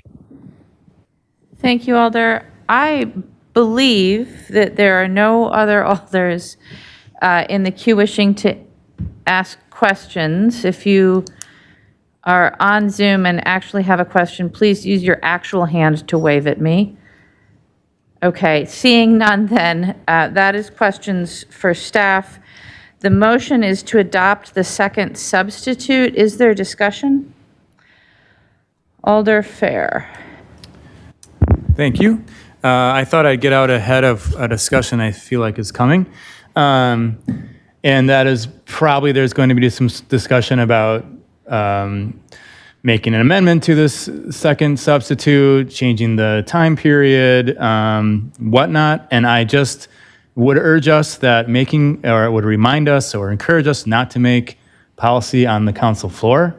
I just don't think that really usually ends well. So if there's major questions with what we want to do, I feel like the best way to do this would be to, I guess, that's where I would need some help on this. It's refer, or to just maybe pull the item if the sponsor would be willing to do that. I forget the correct term for that. Anyways, and then we can come back with whoever wants to work on it with something that is sort of ready to go. So I mean, because I can kind of feel this coming, I think. Maybe I'm wrong. So that would be my suggestion and my encouragement. Thanks. Thank you, Alder Fair. Alder Paulson. Well, I was about to make an amendment, so I will perhaps wait to see what Alder Bennett has to say about anything. But based on some eye contact here, I'm going to just go ahead and propose my amendment. I will email it out to all alders and mayor very quickly but it is a one-word amendment, and it is changing the word in the second line. Independent police monitor will complete an after-action review. I would like to change that to independent police monitor will begin an after-action review. And I will email this out here momentarily. So Alder Paulson proposes an amendment to the second line to replace the word complete with the word begin. Is there a second? Second. Moved and seconded, then. That's what's before us. And please do, Alder, email that and include the clerk as well. Okay, just clerk at City of Madison? Or do you have a? Yes, that'll work. Okay. All right, so then on the Paulson amendment, Alder Carter, I had you in the queue. Do you wish to speak to the amendment? Wow. I guess so. I was ready to do a little bit more discussion. I will not be supporting the amendment. I will not be supporting the amendment because the description that we had by Attorney Haas regarding the independent monitor proves that that independent monitor has the tools to do this job and to subpoena and to investigate. The police department has shown us, even before Chief Barnes, that they have the ability to look at a situation and look at transparency because of the actions of that situation. Now, we can go back to, say, 2020, but they took it upon themselves to say, look at this, look, do community engagement, et cetera, et cetera. This is micromanaging, whether you change one word or you change a paragraph. I do not believe in micromanaging our department heads. Period. And I might come back when we do the other amendment. I don't know which way we're going tonight. Thank you. Thank you, Alder Abbas, on the amendment. Yeah, really quick. I agree with Alder, previous Alder about, Madam Chair, that I can make a couple of more amendments, but I will respect my colleague, and I do think so. We should avoid making a policy on a fly. Perhaps the best solution here is to place on file without prejudice. I also feel like this should be discussed in a resolution format rather than ordinance and making a part of job description, which is really giving kind of like micromanaging that role without, we haven't hired that person yet. We don't know the capacity, capability, what type of person it's going to be, and adding more into job description. I'm sure this could be discussed further on through resolution, and perhaps giving some direction would be more suitable path. So I will not support. I can support that minor change. It's not a big deal, but I don't think so I'm in a position to support this particular amendments. And if colleague want, then we could spend a couple of hours on the floor making amendments. I will try not to do it and place on file and work with Alder Bennett if, as a council, we can find a path forward. Thanks. Thank you, Alder. Alder Bennett? Yes. So, just a question. So if we were to say adopt the amendment, then it would proceed as amended, correct? That's correct. Just trying to understand the procedure. Okay. I will be supporting the amendment. I think it provides a suitable solution to it's a pretty easy problem. You want more time, here's more time. And speaking of time, this item has been in Legistar since like June. If you needed time to talk to me, you had 3 months or more. And I haven't heard from y'all on any amendments, except for maybe a few. So I'm fine. If you want to place this on file, I'll bring it back to you. If you want this to be a resolution, I will bring it back to you. That's fine, but please don't say we don't have enough time or we're doing this on the fly. You had plenty of time. Thank you, Alder. I'll remind us to please all address our remarks to the chair. Alder Paulson? Yeah, I'd like to speak to the amendment to switching the will begin to, or will complete to will begin. I heard a lot of folks concerned about the 30 days. Is that the right amount of time? Is 30 days the right amount of time? Is 60 days? Is 90 days? Do we count that in a leap year? What inertial frame of reference are we considering? And are we looking at relativistic effects? Way too complicated to get in here tonight. I think this is a straightforward change that resolves all questions about timing. The board is overseen, the independent monitor is overseen by a board. If they're concerned about the timeliness of moving that forward, there are multiple ways to address that if the review is not moving forward correctly. So I think this one-word change eliminates a lot of the concerns we had about how do we come up with the right amount of timing. So I would like to be able to move forward with this ordinance change tonight. And I think this, if we do that with this change, it addresses a lot of the concerns that I've heard here tonight. And I'm hoping that this is straightforward and we can adopt it and we can move on to the larger discussion of, do we want to actually adopt this amendment, or do we actually want to adopt this as an ordinance tonight, or do we want to refer it or place it on file or do whatever? But I think if we're going to move forward with this, let's pick up this one-word change and set all the timing questions behind us. Thank you. Thank you, Alder. Alder Figueroa Cole? Thank you, Mayor. I will support the amendment as brought to the table by Alder Paulson. I also want to thank the community for all the engagement on this particular topic. And I want to thank Chief Barnes for all the resources and the time taken to answer all of our questions. But I also want to give a big thank you to Alder Bennett for all the research and the commitment that she has put into this to raise the voices of those who have been directly impacted by being on the receiving end of tear gas.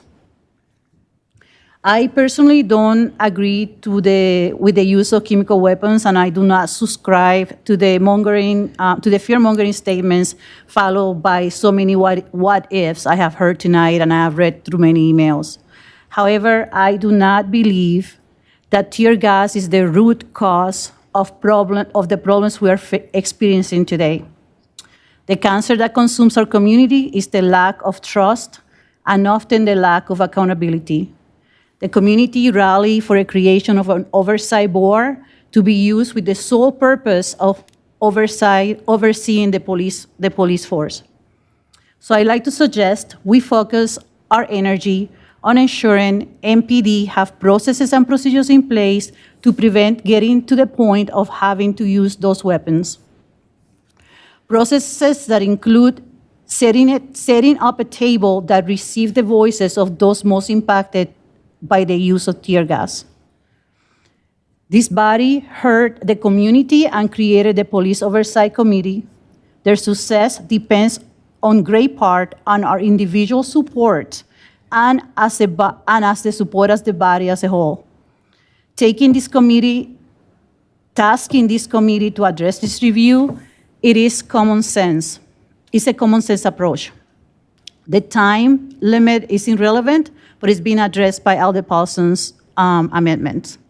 It is time for us to take that investment that was made on creating that board serious and trust their process. This morning, Chief Barnes had coffee with two alders. If you already know me, I'm not a fan of the coffee with a cup deal, so he had coffee with two alders. And I very much appreciate having Alder Bennett and I at the table to discuss the concerns surrounding this ordinance. We came to the consensus to focus on the reporting aspect of the ordinance change. This morning and tonight, We did not hear Chief Barnes once stated that he did not support a reporting strategy. He welcomes the scrutiny from the community as any person in a position of power should do. This ordinance is an opportunity to move us on the direction to establish some trust with those in the community that have fought for the independent monitor. It will send the message that we trust our own community members with life experiences, some who have experienced being tear gassed. It sends the message that we recognize and appreciate those willing to put themselves on the line and reopen the wounds of their trauma just for the benefit of the rest of us. I don't see this as a micromanaging task, but as a step to secure that future leaderships, we're not going to have Chief Barnes around forever, so future leaderships have clear understandings of our expectations. So I encourage you all to please just put this topic to rest. We've been here this has been going around for a long time, and just vote to get the report established. Thank you. Thank you, Alder. I have no other alders in the queue wishing to speak on the Paulson amendment.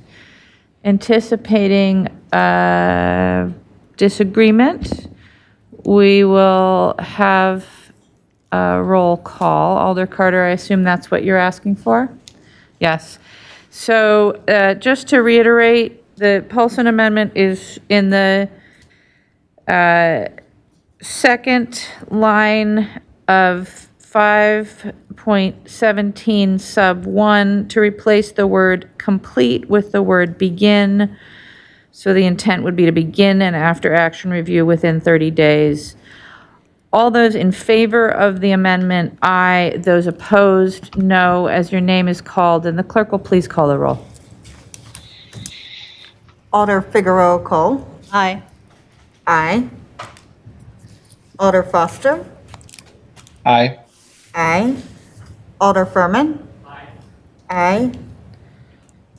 District 17 is vacant. Alder Harrington McKinney. No.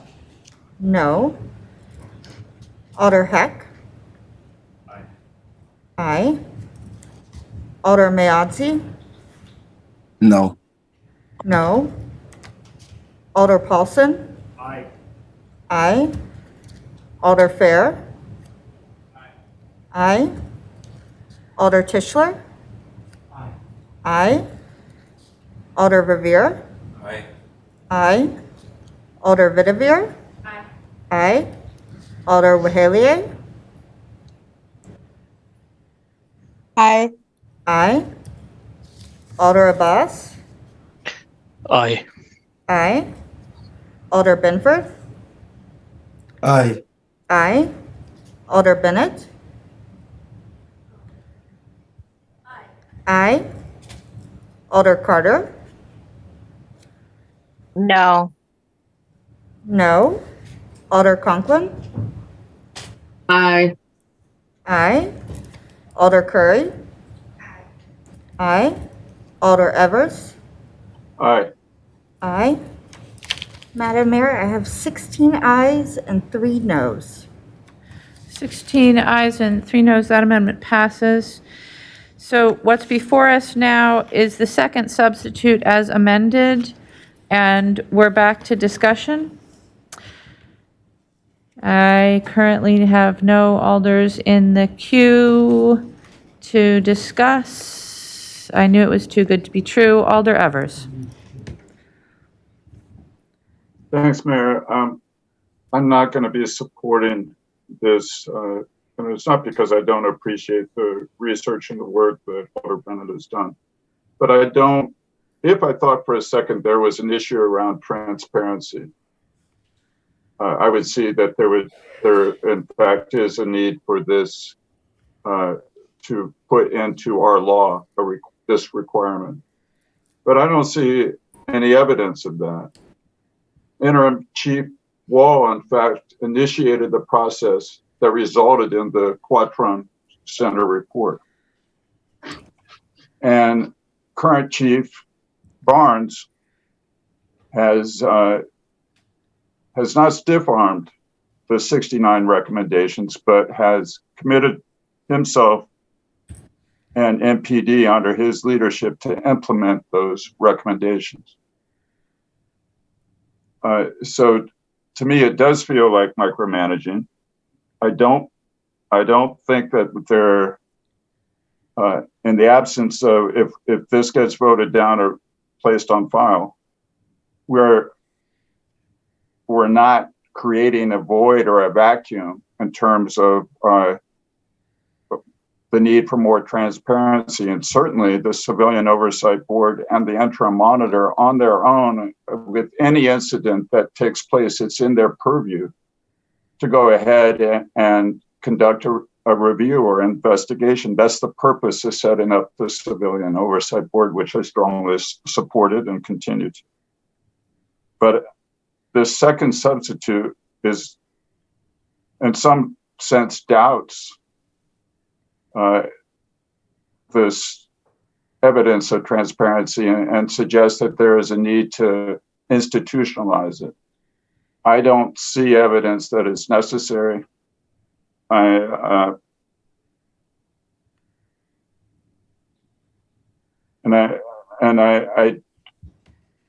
would remind my colleagues that I've lived in Madison since 1988. From my understanding, there's only been one incidence of the use of tear gas in that 34 years, and that was in the summer of 2020. I don't believe that the reaction or the response to those events required that we change the Madison General Ordinance to require MPD to do something that we've already set up an institutional mechanism to handle any kind of event, whether it's anything, any use of force. In the use of force continuum, that would include non-lethal measures. The purpose of the Civilian Oversight Board would be to review choices that were made that the exercise of force. So to me, this is redundant and it is micromanaging. I have some confidence in MPD leadership as evidenced by what they have done in the past and what current leadership is doing, that this is unnecessary. So I will not be voting in support. Thank you. Thank you, Alder. Alder Paulson? Yeah, so I've had a lot of conversations with Chief Barnes. Chief Page, or Chief Valenta has exchanged a lot of emails with me and spent a long Friday morning on the phone with me. Alder Bennett and I have had a lot of discussions about this. I was never able to support the original amendment or the original ordinance. The first substitute, I thought, did a lot of good work getting closer to being something that was very good. I still couldn't quite get there because I thought it was better to do it in SOP than in ordinance form. I want to applaud MPD for having an ordinance or an SOP that's very, very good. If you look at the Boston ordinance and the Madison SOP are very similar. In fact, I wonder if someone cribbed words from the other. I think there are some opportunities to improve the SOP just a little bit, and I think that's the way forward. And I hope to continue those discussions and to see the Civilian Oversight Board and the Independent Monitor and folks be able to engage in a wider conversation with the community about that. One of the very innovative things that I thought Alder Bennett came up with in the first substitute was the old Clause 3 about an after-action report. And what I actually really appreciated about that was that it addressed not just tear gas, but it got into a number of the other things, right? So the ordinance originally talked about, it wasn't just tear gas, it was other things like the foam rounds and the pepper balls, and some of which we use in Madison and some of which we don't. I have to be honest that I almost always only focused on the tear gas part of this and kind of always told Alder Bennett and MPD that I don't really know much about what is going on in the Section C, and I was just kind of freely admitting that my focus was mostly on tear gas, which I thought I understood better. And just as a correction to my colleague, we've used tear gas at least twice in the past 50 years, Halloween 2002, which was originally sort of my motivation for not being able to support this amendment, because I thought in that case, tear gas was the least bad option available, and it's why I couldn't support a total prohibition on tear gas. But the third clause of the first substitute, having this after-action report on use, I thought was actually really important. It's something I wanted to continue, even though I wasn't going to support the first substitute. It was something I wanted to see continued as a discussion. MPD does a really great job of reporting on gunshots. Like, we inventory every single bullet. They know where every bullet is and what has happened to every bullet, and it is accounted for. And I just don't know quite how aggressive we are about maintaining after effects report and inventories and reporting and data collection on some of these other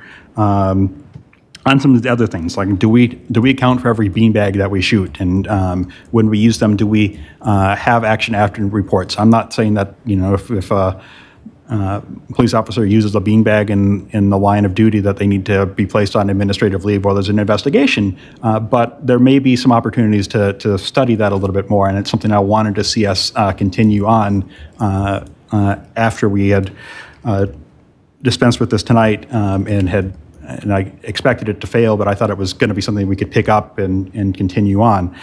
So I really like this going as this part of it being pulled out as being something that we could support tonight, and to make clear that studying this and having reports as after actions on tear gas is something that I think we should do. We were almost certainly going to do it. MPD would, in the both times that they've used tear gas in 2002, and for the actual Halloween, there was a long report. You can find it.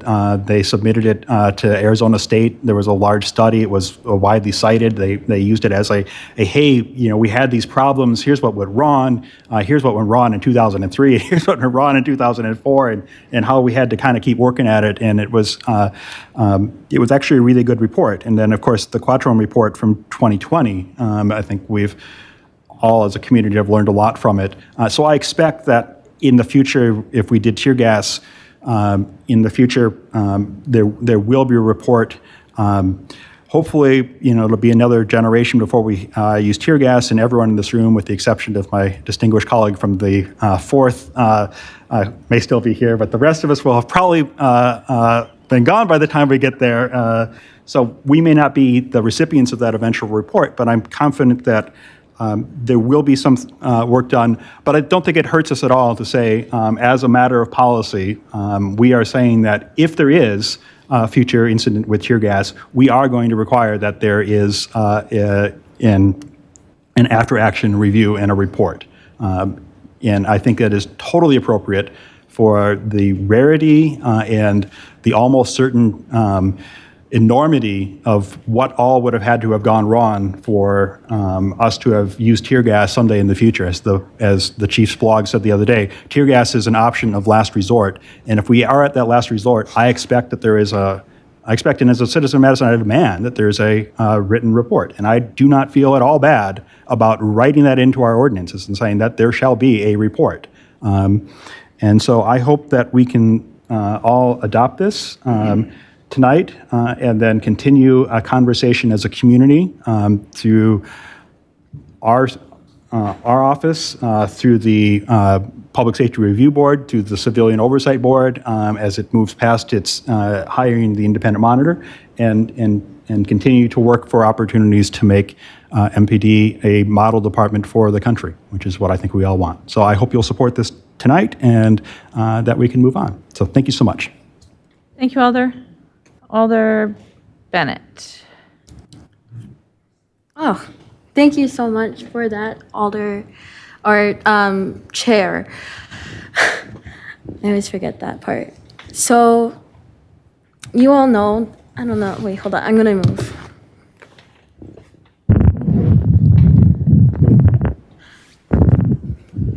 You all know that this is something very important and very personal to me and those that spoke today and that had experienced these weapons. I took a lot of time thinking about how I would frame what I would say today. I thought about would I start with evidence about the negative short-term and long-term effects of chemical munitions, the fact that they were banned for use of warfare in 1863 by President Abraham Lincoln and in 1925 in the Geneva Convention. And ultimately, with a lot of self-reflection from seeing public comment, I thought this ordinance is just so much more than using tear gas. It's about trust. And that got me thinking, where was trust lost? So when I went through thinking about where I was, where were all of you during 2020 in the Black Lives Matter movement? Some people may have been apathetically watching news reports. Others here might have been writing statements in support of the Black Lives Matter movement. Some might have made private communications in support of the police department. And others entered a journey of learning and unlearning racism and oppression.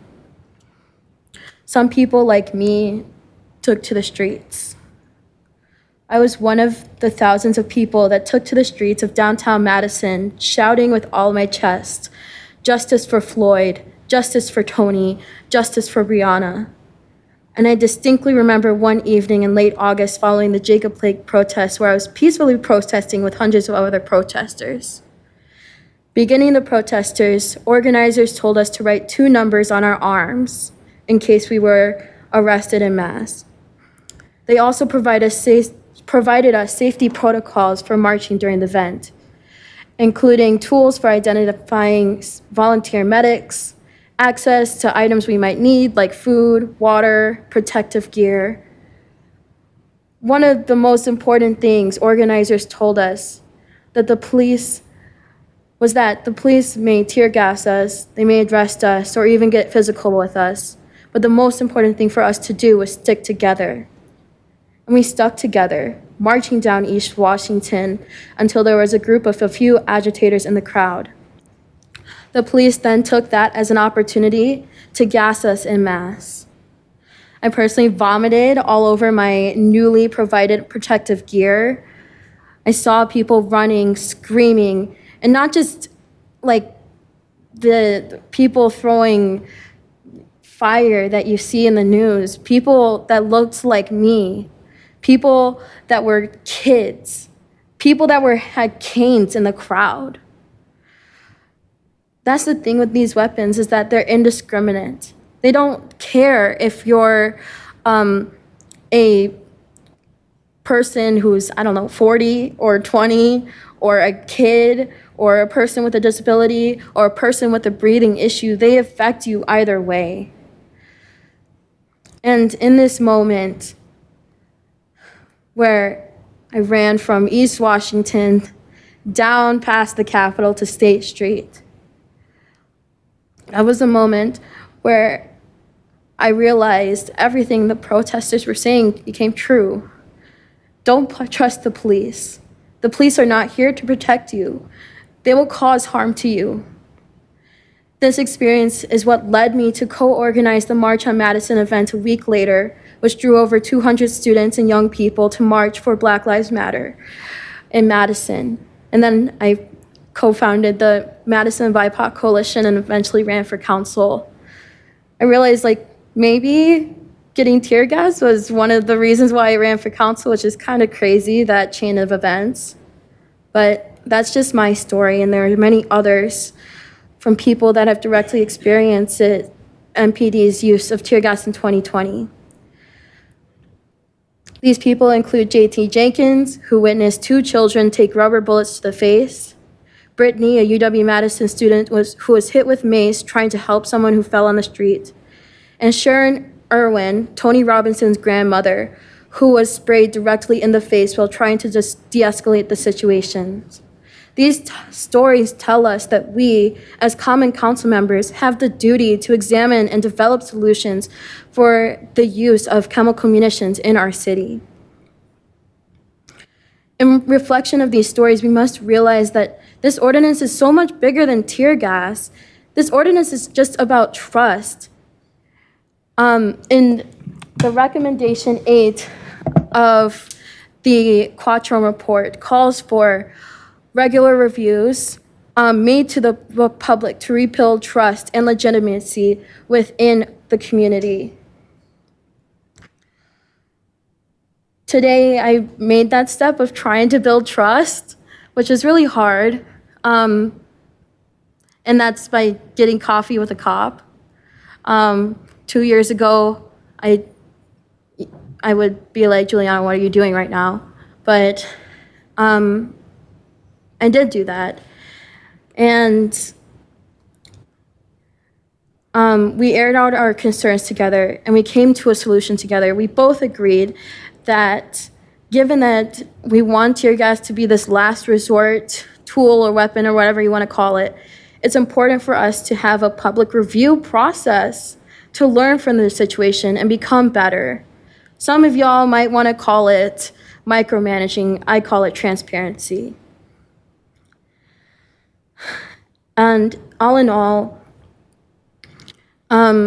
sometimes it's tough to have these conversations, but they're absolutely imperative.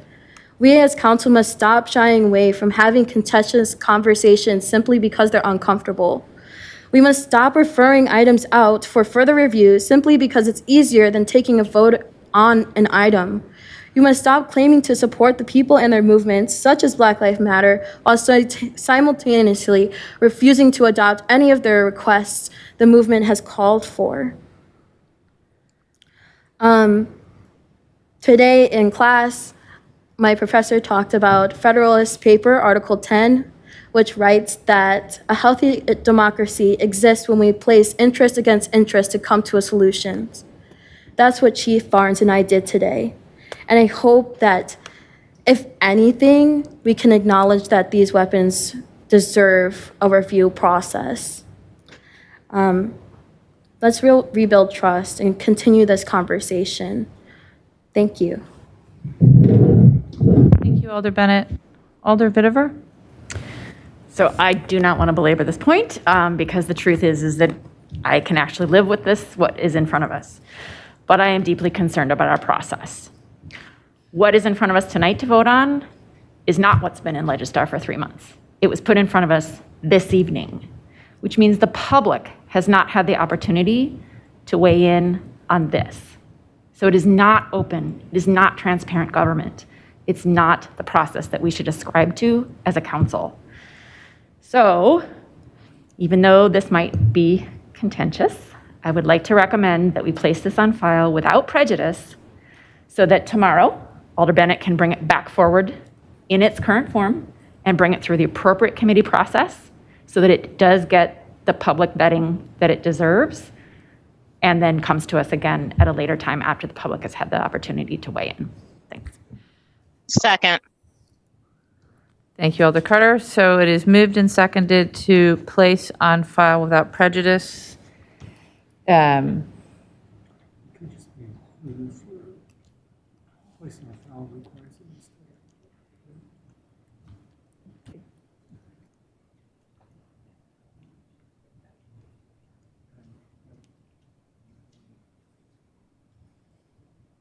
The attorney makes the point that re-referral would have a similar impact and that placing on file requires a new introduction, just for your collective consideration.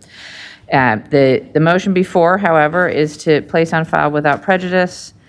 Alder Harrington McKinney, you were in the queue. Do you wish to speak to the current motion?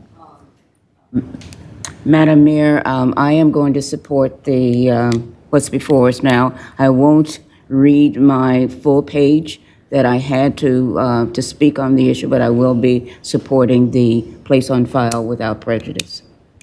Thank you, Alder. Alder Carter, did you wish to speak on the motion to place on file? Yes, thank you. I believe in transparency, but I also believe in reality. And the fact of the matter is, Alder Vitavere was correct. Alder Evers was correct. The public came here because they thought what was on the agenda was to ban. That's what the public came here for. So I am supporting this. Obviously, I second it, but I am supporting this because the public didn't even understand what we were doing tonight. That's transparency. Thank you. Thank you, Alder Abbas. Thank you so much, Madam Mayor. I think so. I also agree with Alder Paulson.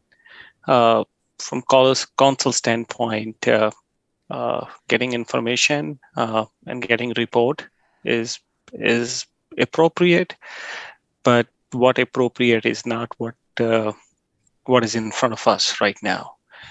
As 11th hour, those changing of amendments and substitute, I appreciate all the sponsors working for a compromise and finding a path forward and showing intent of building trust. But trust comes when information is shared on the both sides and the community can share their input, how they feel about it.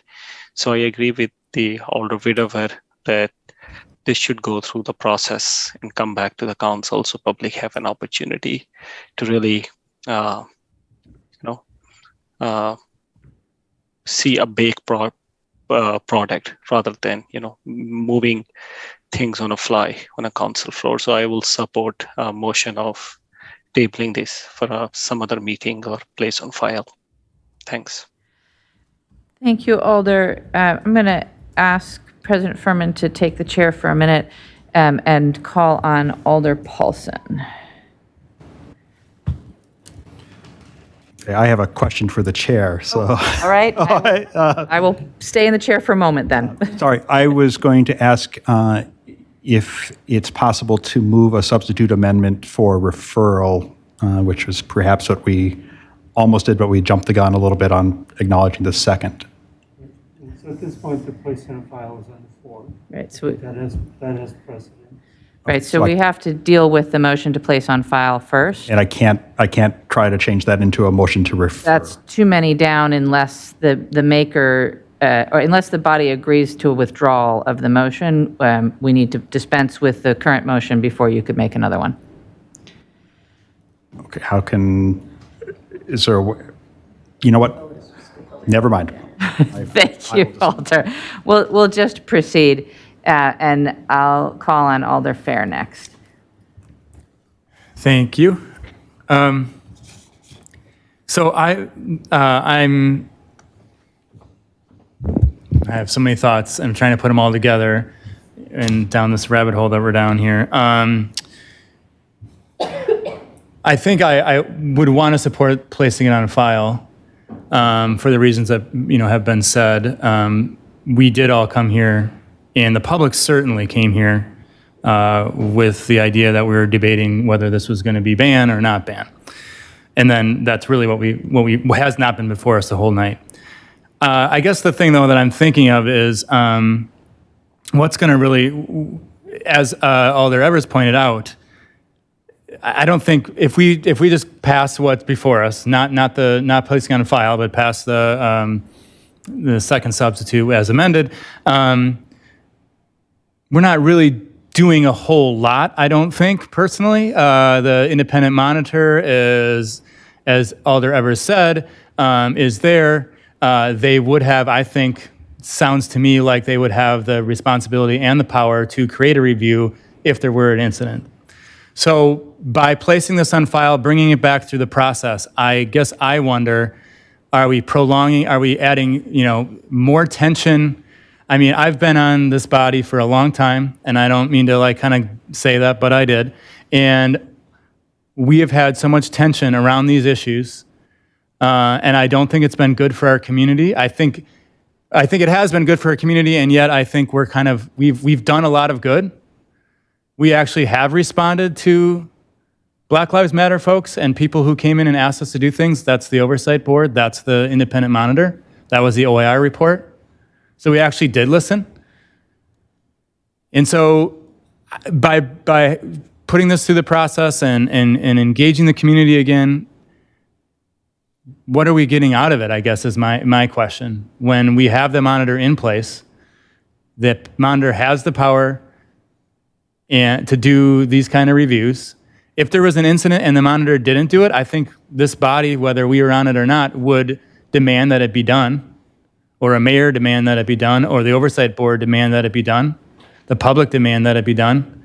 So I feel like we're spinning our wheels a little bit here, and I don't know if it really matters whether they place this on file or not, to be honest. And I still haven't decided what I'm going to do. Thanks. Thank you, Alder Farrer. Alder Bennett. I think it's just funny that some people, like, this council ceases to surprise me with its hypocrisy, where some people were just saying it's micromanaging to have public review of a process through the independent monitor. And now, all of a sudden, we completely support transparency. So what side are we on here? Because this is crazy. Also, dudes, you're going to vote the way you're going to vote, whether you vote now or you vote 2 weeks from now. It's not going to change. And I don't think that the public's having public input is going to change your vote very much. Just be honest rather than jumping like vultures to an opportunity to place this on. Point of order. Point of order. Alderman Yahtzee, go ahead. I think we're supposed to be addressing our concerns to the chair. As far as personal attack on each other, we're a lot better than that. Okay, well, my concerns are directed directly to the chair. Thank you both, Alders. Alder Bennett, do you have anything else? Y'all, just let's do this tonight. We've had enough on this. Thank you, Alder Bennett. Alder Curry. Okay. Comment I was going to say was already said, so thanks. Alder Paulson. Yeah, I have a question for either the chair or Attorney Haas. Actually, two questions. A two-part question. Sorry to be a jerk about this. First off, can Alder Bennett introduce this by, if this is voted to be placed on file, can Alder Bennett immediately introduce it by title only tonight? And then just what does this do for, I'm just trying to understand a calendar if we place it on file versus voting down the motion to place it on file and voting to refer it. What I would like to try is get us to do is just to be able to refer it to the next available, presumably PSRC and maybe Civilian Oversight Board to come back to the council at something earlier. Because if we place it on file, it's just a little bit of extra work for the clerk and maybe waiting 2 weeks or a month for the trains to line back up. So I'm looking for a recommendation for the easiest way to get us to being able to cut out some of the latency in steps to get it back before this body and have an opportunity to review it at the committee, which is what I get the sense of what the council really likes to do, would really like to do. How's that for a question? So I'm just going to double check because of the recent changes we made in the procedures. But I believe introducing from the floor would just place it on the agenda for the next council meeting for introduction. Right. And referrals. Right. With our new procedures, if something is introduced from the floor tonight, it would appear on the next council agenda for any additional referrals before it would go out to committee. Okay. Is there any difference between this being placed on file tonight and then Alder Bennett first thing in the morning emailing Karen and saying, please add this into consideration for October?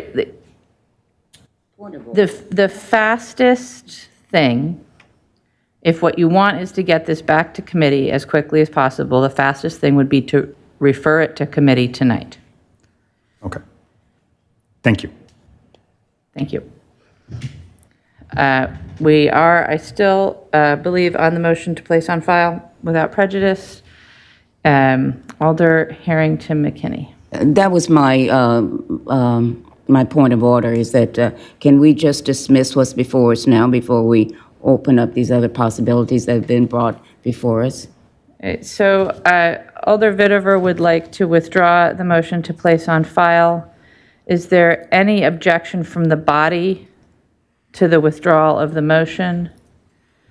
Not seeing any objection in the room. If there's any objection on Zoom, would you wave at me, please?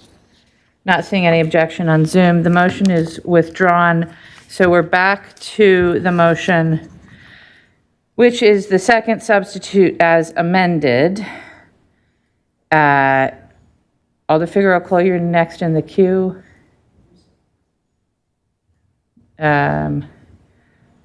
Somebody want to discuss or make a motion at this point in time? Alder Vitever. So move to re-refer to the PSC, is that correct? PSRC. PSRC, thank you. Okay, I'm going to start a new piece of paper, folks. So the motion is to re-refer to PSRC. Is there a second? I wanted to add another committee. Let's do one at a time. At a time? Alder Carter. Okay, then I'll put my hand down. Is there a second? Yeah, Alder Paulson will second the motion to re-refer to PSRC. I'm going to try and wade us through this, folks. Alder Carter, what's the additional committee that you wish to refer to? I wanted to refer to the EOC. All right, so Alder Carter wishes to have the motion be referral to PSRC and to EOC. Is there any objection in the room? Seeing no objection in the room, Alder Bennett, you object to EOC? Yes. Okay, we'll take that as a separate motion then.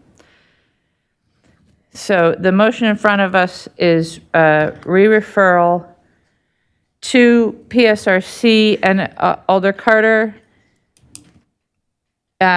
you would want to present a substitute motion if you wish to add EOC. But first in the queue, I have Alder Harrington McKinney.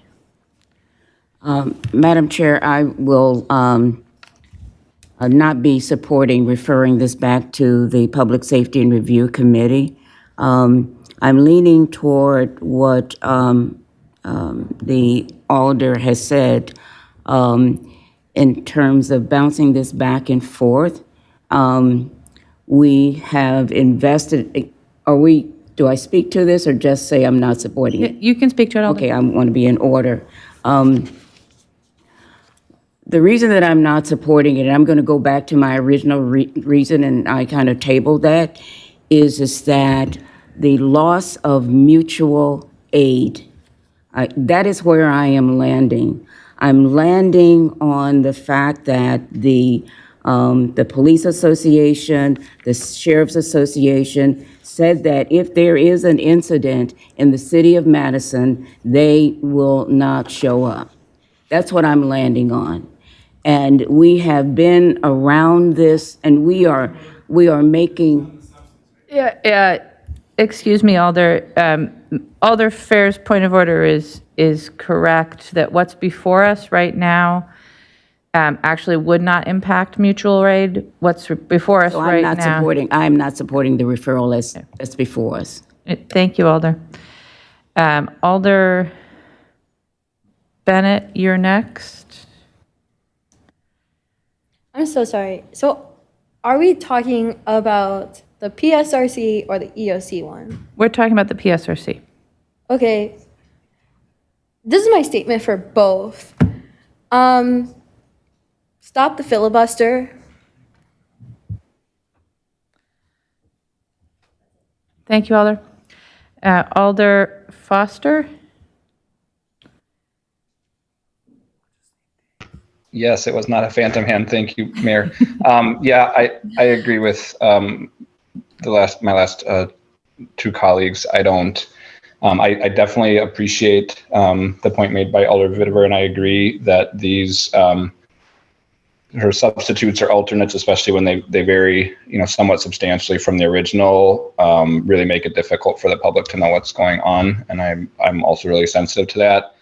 I think the reality, though, is that is part of the legislative process. And when we're talking about open meetings and giving notice, it's really about the topic. It's what's being proposed. And I feel like in this case, everyone who was interested in this topic and had feelings about the original or the substitutes have shared those.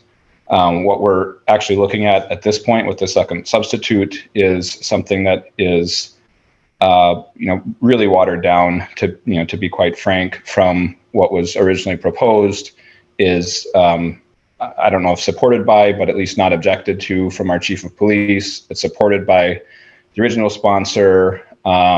I've heard a number of my colleagues today say how this isn't really even necessary because it already can and most certainly would happen. And so at this point, a re-referral to PSRC, I don't think any of us are really needing to hear input from PSRC on this to make our decision. And so we're just wasting their time. We'd be wasting our time again, and we'd be wasting the time of public who are going to then feel the need to show up and give testimony, PSRC, potentially EOC, and then back here again, and we just rinse and repeat. So I feel honestly that we should all have enough information to be able to vote on what's before us. So I will not be supporting re-referral. Thank you, Alder. Next is Alder Heck. Thank you, Mayor. I couldn't agree more with what Alder Foster said. And as a member of the august body that is PSRC, I think the result will be the same, and public comment is apt to be mostly the same people that we've heard from several times on this. And I think we have a pretty good understanding of what the public thinks, even though I do respect what Alder Vitever had to say. Thank you. Thank you, Alder. Alder Figueroa Cole. Okay, I'm never sure when he said or how is that I'm supposed to use the calling the question. Do I have to stay on the queue to do that, or do I just interrupt people when they're speaking? It's polite to be in the queue when you do it, Alder. Okay. Well, I'm in the queue, so I'd like to call the question and take a vote, please. And there is only one other Alder in the queue at the moment. Sure. Which Thank is you. how we usually end up in these things. Alder Carter, on the question of re-referral. Alder Carter? Yes, I will not be supporting re-referral to the PRSC. Thank you.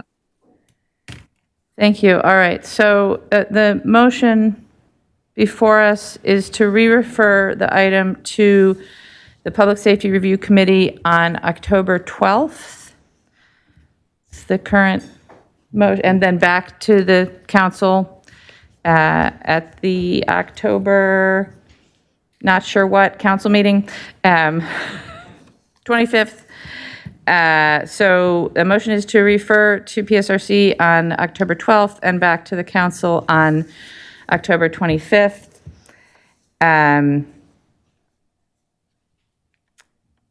I'm anticipating disagreement, so we'll just go ahead and do a roll call. All those in favor of re-referral, aye. Those opposed, no. And the clerk will please call the roll. Alder Figueroa Cole? No. No. Alder Foster? No. No. Alder Furman? No. No. District 17 is vacant. Alder Harrington McKinney? No. No. Alder Heck? No. No. Alder Mayadzi? No. No. Alder Paulson? No. No. Alder Fair? No. Alder Tischler? No. No. Alder Rivera? No. No. Alder Vidavere? Aye. Alder Wahalier? No. No. Alder Abbas?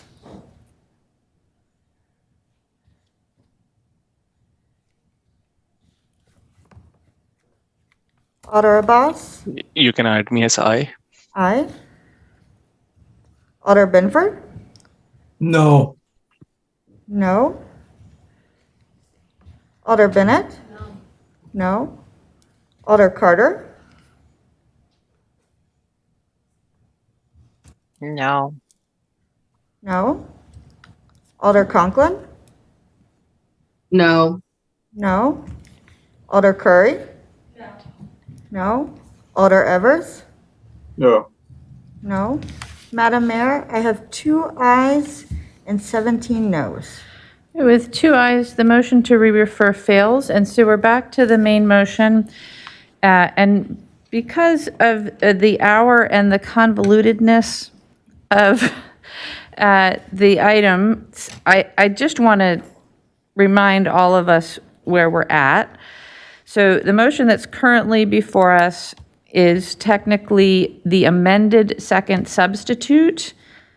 What that means for people who don't speak Legistar or Robert's rules is the changing the ordinances not to prohibit anything, but rather to require a report by the independent police monitor following the use of tear gas, with the requirement that that report would be started within 30 days of the event.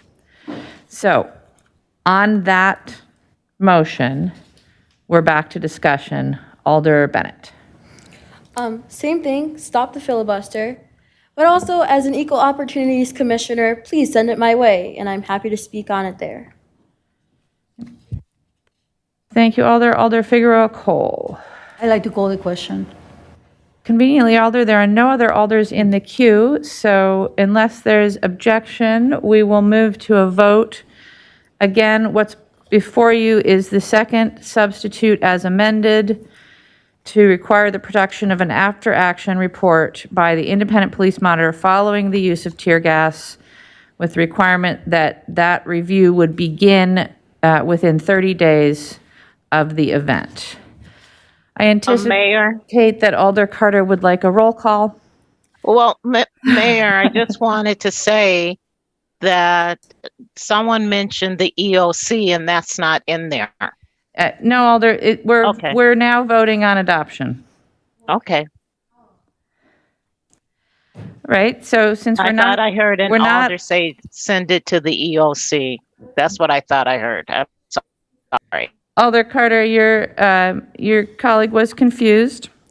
And just in case anyone else is confused, let me say yet again what we are voting on.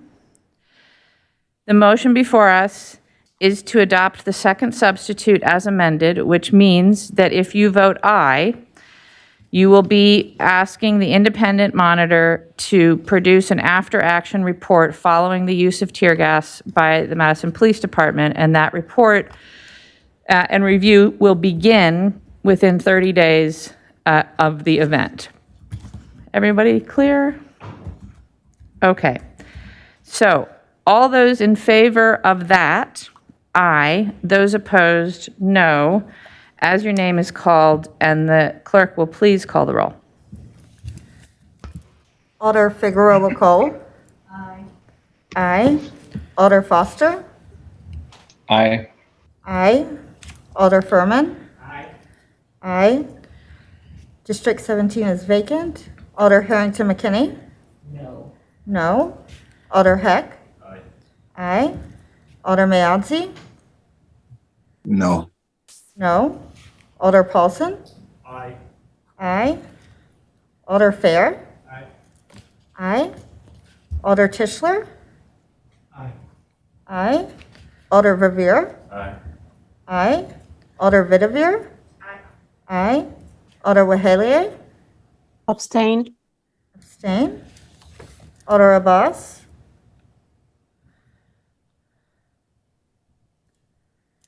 Aye. Aye. Alder Benford. Aye. Aye. Alder Bennett. Aye. Aye. Alder Carter. No. No. Alder Conklin. Aye. Aye.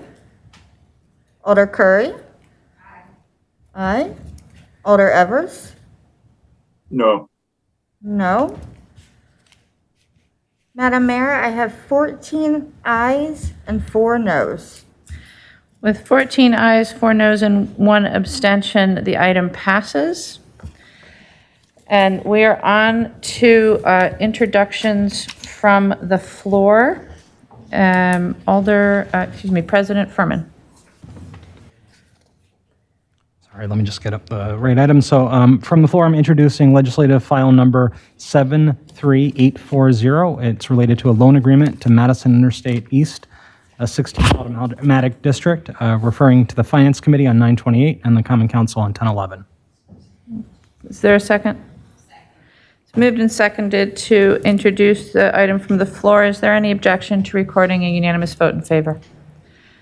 Seeing no objection, we'll record a unanimous vote in favor. And are there any other introductions from the floor or other items of business? Seeing none, Alder Figueroa-Cole, it's your turn. There's a motion to adjourn. Is there a second? It's moved and seconded to adjourn. Is there any objection to recording unanimous vote in favor? Seeing no objection, we are adjourned. Thank you all. Night.